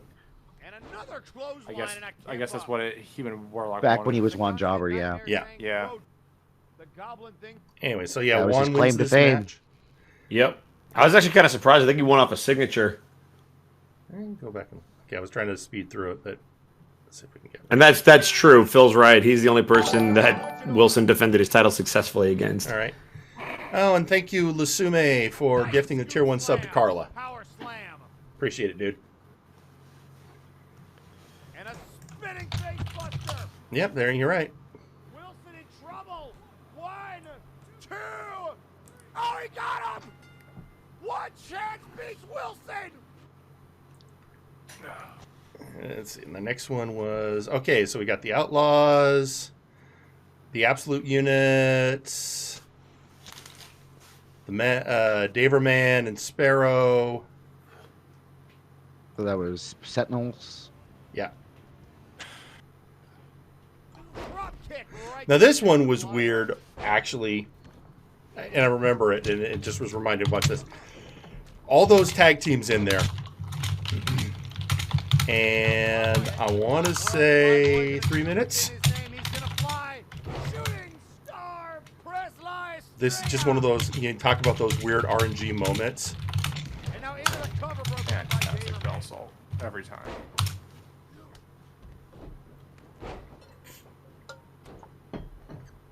We'll just watch this one for a second, because it's not gonna last. This was, I don't know how this happened.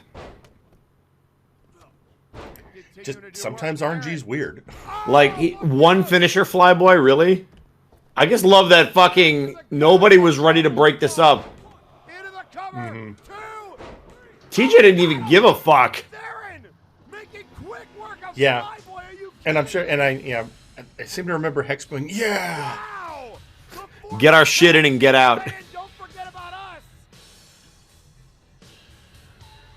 Theron Eldrazi said, "Take this with you." He had one bullet in the chamber, and he just fired it. And then, okay, so we got the Omega Club. Sorry. This I was proud of because I was using my same thing. If you've noticed on the card, Omega Club's match is a trios match against Legion. Kelly's in it. I'm excited for it. Plus, you know, you've been. I mean, I say you. Actually, it's been built up of a rivalry between Kelly and Boots. For a bit, so this works great. And I love that the ladies came out kicking the shit out of the dudes. Yeah. Carney, another Kurt creation where the owner really made the character his own. Going in directions, I was like, oh, I didn't expect that. Okay, cool. I like and yet hate Carnival at the exact same time. So yeah, he's doing a fantastic job. And he just finds new ways to make him creepy as hell, and yet kind of still work in the venue. Definitely.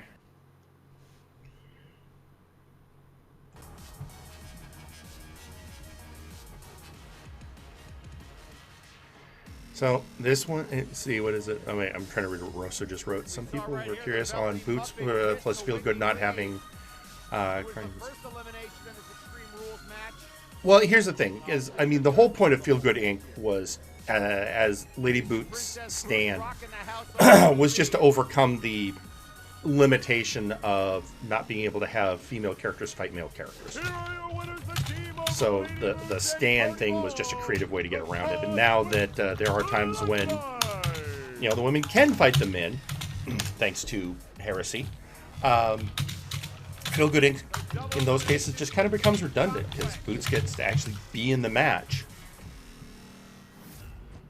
which I know makes actual Boots really happy. Yep. And the reason I put Carnival in there is because it was able to get Nate Gamer on the card. Rather than using somebody's two characters, essentially. It'd be like if I put Creation and Caliban in a tag match, because it's like, well, why not use Thunderbolt? Right, exactly.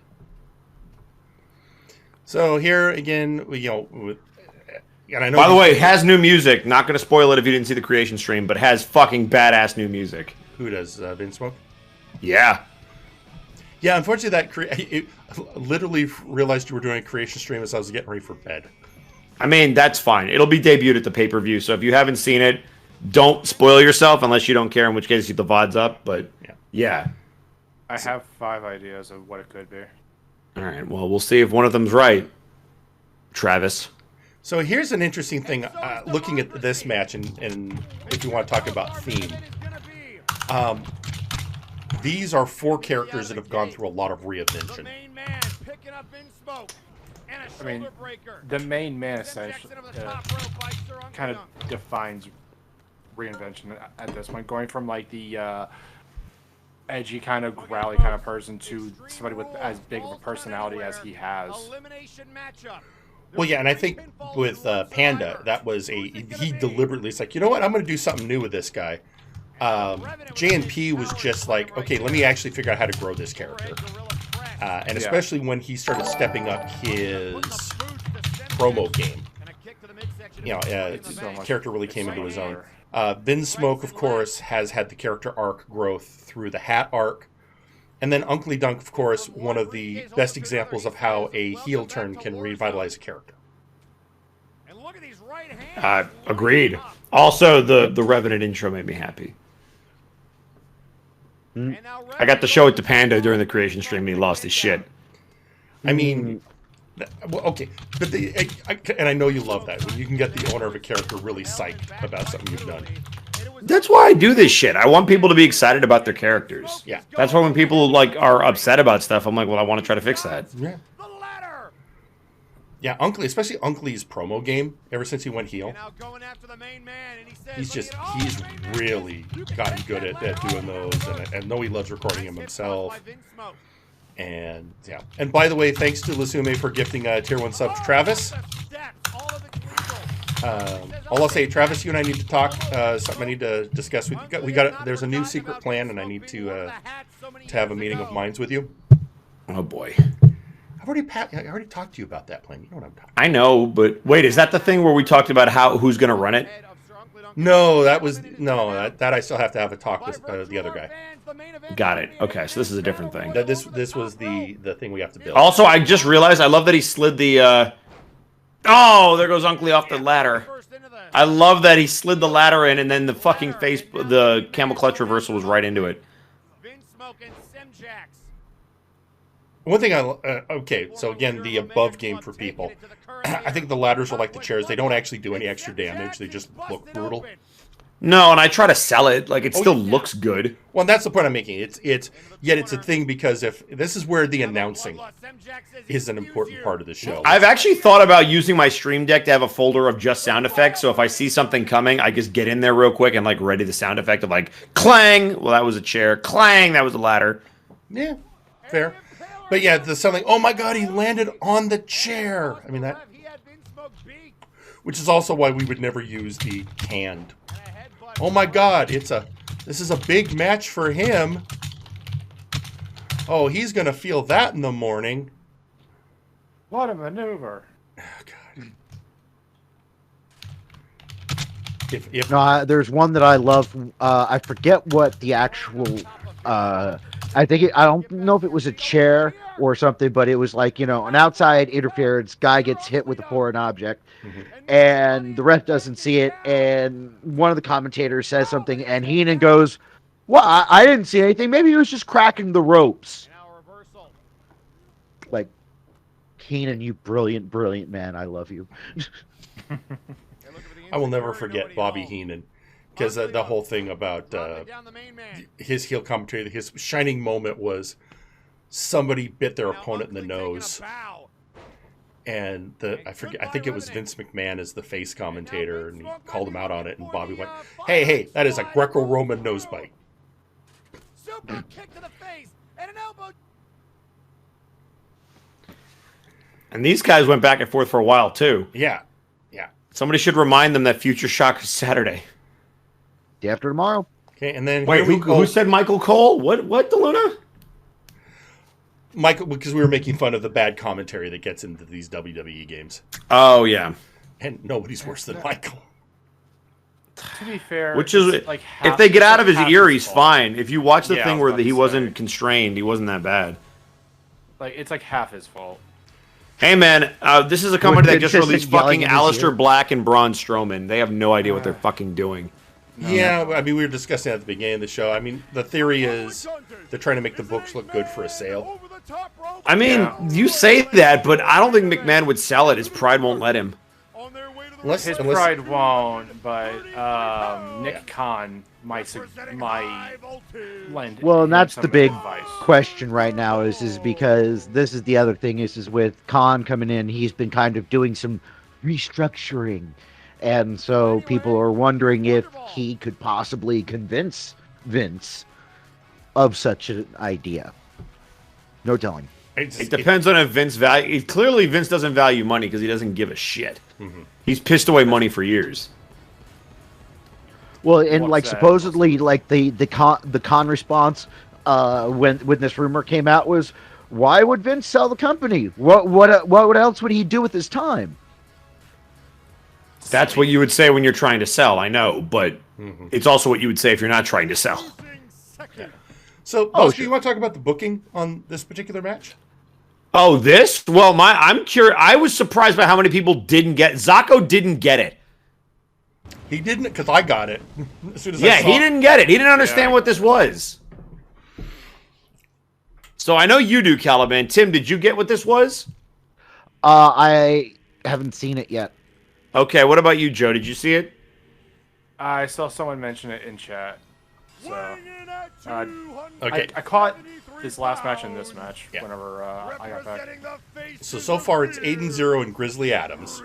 So I'll just bump a little ahead. Oh, then it's Wonderball as or well. sorry, it was Wonderball. Was it Wonderball? Yeah, it was Wonderball. Wonderball. Then Grizzly. Then 8-0. Okay. Now it's Citric King. Okay. Now it's Dr. Grimm. Now it's Trashman Jones. It's Zacho Duo. And it's, of all people, Earl King Wes. So, Tim, what do all these people have in common? Oh, they well, no. Boot to the midsection. Oh, and look at I'm going to tell you a secret. I'll give you a hint. Can I give him a hint? Go ahead, give him a hint. Go for it. Take Earl King out of the equation. What do you get? And now into the corner. And a clothesline to Aiden.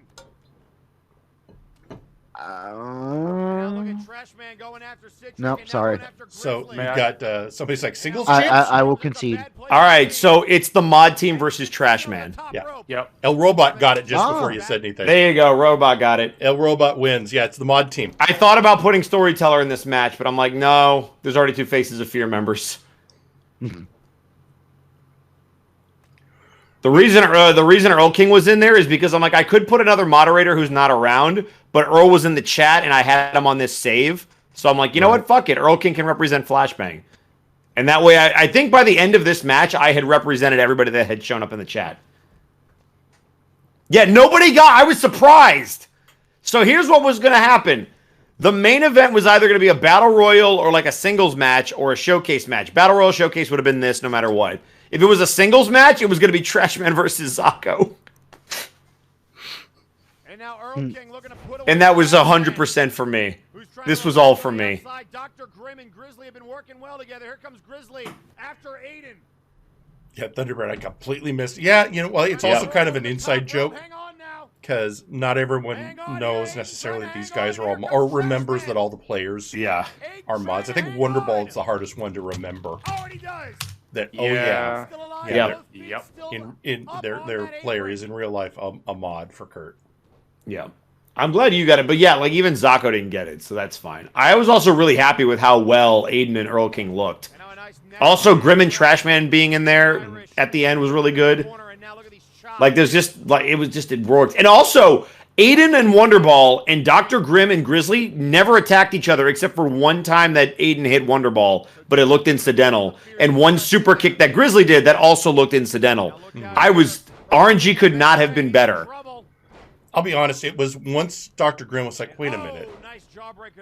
Dr. Grimm was what tipped me off. Wait a minute, I should be paying attention. Yeah, it's like with the, see that right there, that super kick. That was the only time that Grizzly hit fucking Grimm, and it was an accident, and it cost him.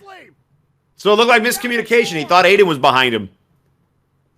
It's Aiden 0, Earl King West, Dr. Grimm and Also, Earl King and Trashman have a shit ton of history.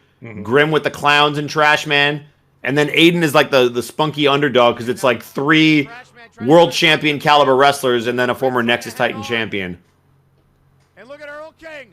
Wrath of the Goblin. And from what I was told, Trash was losing his fucking mind. Sean was like, "Oh my god!" Yeah, I can believe it. Lasumi, that's one of the reasons why we have the YouTube channel. Reminder, with the YouTube channel, the one advantage that the YouTube channel has, and this is one of the reasons why I always make sure to put the dark shows up, is with the YouTube channel, we can break it into chapters so that if there's a match you care about. You know, if you just want to, there's 2 matches I want to see, and that's it. Also, I like that when Aiden got knocked out, he was blocked by Trashman and Grimm because I could say that Aiden was eliminated, but then he just crawls back in and you see him stand up and get flatlined. I'm like, wait, what? And then this. So Aiden survives that and then dumps Earl King. Like, RNG was on point this. Like, I wish this was fucking Future Shock because it was on fucking point. And now look out, Trash Man. You could be in trouble. Sent over the top rope. And I thought this was it for Trash Man. I'm like, this match has gone on too long. Also, none of these guys had Rumble finishers, which is rare. Oh, and he stays alive.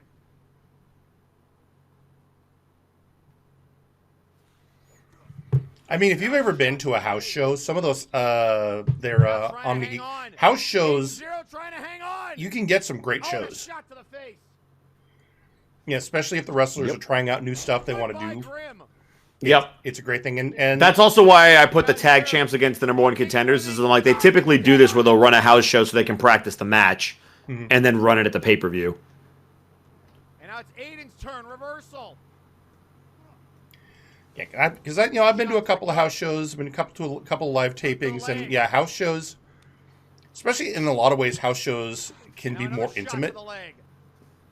So the wrestlers really will, if the wrestler is present, if they really give a shit, they will make sure the crowd gets their money. Grim saved Trash Man right there because he would have kneed him in the back.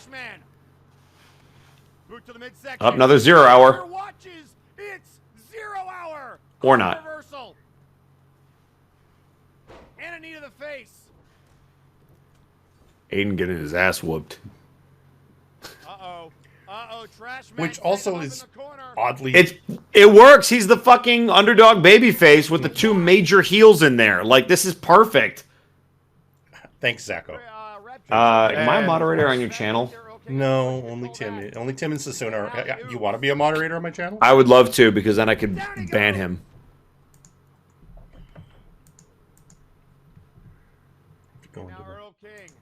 Who has been eliminated. I remember if I've never given anyone mod status in OBS.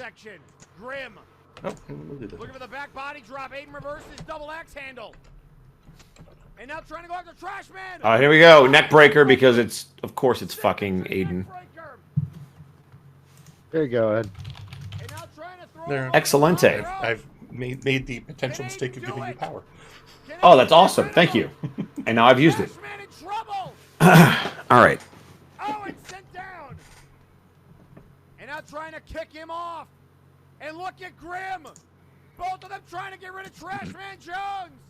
And he hangs in there. Yeah, this is the one man was like, yeah, just let this one play because there was a lot of good stuff. Plus, it was fun. And now look out here, Aiden. Again with 0 hour to Grim. What the hell? Oh, and a back elbow. You know, I realize I don't always necessarily know what is on Trashman's moveset. Oh, and thanks to J Frost for giving the tier 1 sub to Zacho Duo. He beat me to it. I literally clicked the button and I'm like, here it comes, and then it said J Frost. I'm like, what the fuck? And now here comes Grim. Trying to get rid of Sean, Sean loves this. I mean, especially because Sean right now can't do actual wrestling. Right hand. Yeah. Which is his passion, but... All right, payback's a bitch. That's all I'm going to say. And now Aiden looking to Trash Man. And thank you to Edward Bosco for gifting a tier 1 sub to J Frost. Bitch. And look out here, Aiden. Going right after Trash Man. Did you? Oh, I don't. You didn't watch Kurt's streams today, did you? Another right hand. Whose? Kurt's. No. Mark gave him like 25 gift subs. Nice. He needs to fucking stop spending money. Trash Man on the edge. And thank you to Mecha GM for the follow. Hey, what up, Mecha? I've seen him around. I know that name. Again, I don't know how the fuck Trash Man survived that shit this late in the match. Also, I'm probably going to duck out after this match because I'm being yelled at. By who? The people I'm getting food with. Oh, well, that's fair. So my apologies to those anonymous people. So, anything you want to, since you got to duck out after this, anything you want to preview for this weekend, either for Flashbang or Future Shot? It's going to be packed, man. I don't understand waka waka waka waka. No, it's going to be nuts. Oh, goodbye, Trash Man. And this is where everybody started going nuts because it's the main bad guy of MNW versus the plucky underdog. Trios titles tomorrow. That's going to happen. So if anybody was confused, that's happening tomorrow. It's going to be the Princedom and Aristocratic Canid versus Doom. I have not decided if it's going to be a traditional elimination or one fall. I have not decided if it's going to be Tornado or traditional 6-man tag because we haven't had one of those in a while. So we'll see what I feel tomorrow. But it will be RNG. So best of luck to both teams. There'll be another showcase match featuring a bunch of people. If you want to get in on that, I have a general idea of who I'm going to book, but if you cut a promo, I will give you priority. And of course, we know. I think that about sums it up. Well, we know about the Popo and Creation match. Popo and Creation is going to happen. Oh, there's goodbye, Grim. Omni Geek is going to fight a member of. Oh my gosh, he's fighting Rico Rose, Vaporwave, because Sandman's going to be busy in that showcase match because now it's his turn. Bosco hear about Briar? Did I forget about who? Did you hear about Briar? Briar?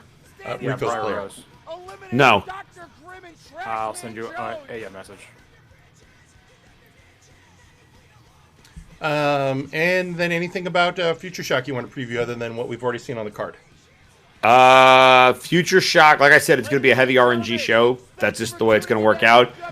Card is subject to change. Depending upon how quick we move through stuff, I might add a match or I might take a match away. Hopefully we don't have to do that, but we'll see. Okay. Well, if you need to duck out and go get food with the people you're getting food with. I do, because they're now banging on my window. But yes, so thank you guys. I appreciate it. No problem. Thank we'll, you. Talk to you tomorrow night. Talk to you later. Catch you later, guys. See you tomorrow. Bye. See ya. Bye. Gentlemen, that's going to do it for us here tonight. All right. Yeah, Zacho, it's going to be real tight. Sorry, because Prince Division is also, so it will not go past fucking 6 o'clock. That's for fucking that for sure. But yeah, so I'll see you guys later. All right. Have a good night. Later, man. And with that, I mean, that was actually fun doing it. You know what? This is not a bad way to handle the dark shows, to be honest. No?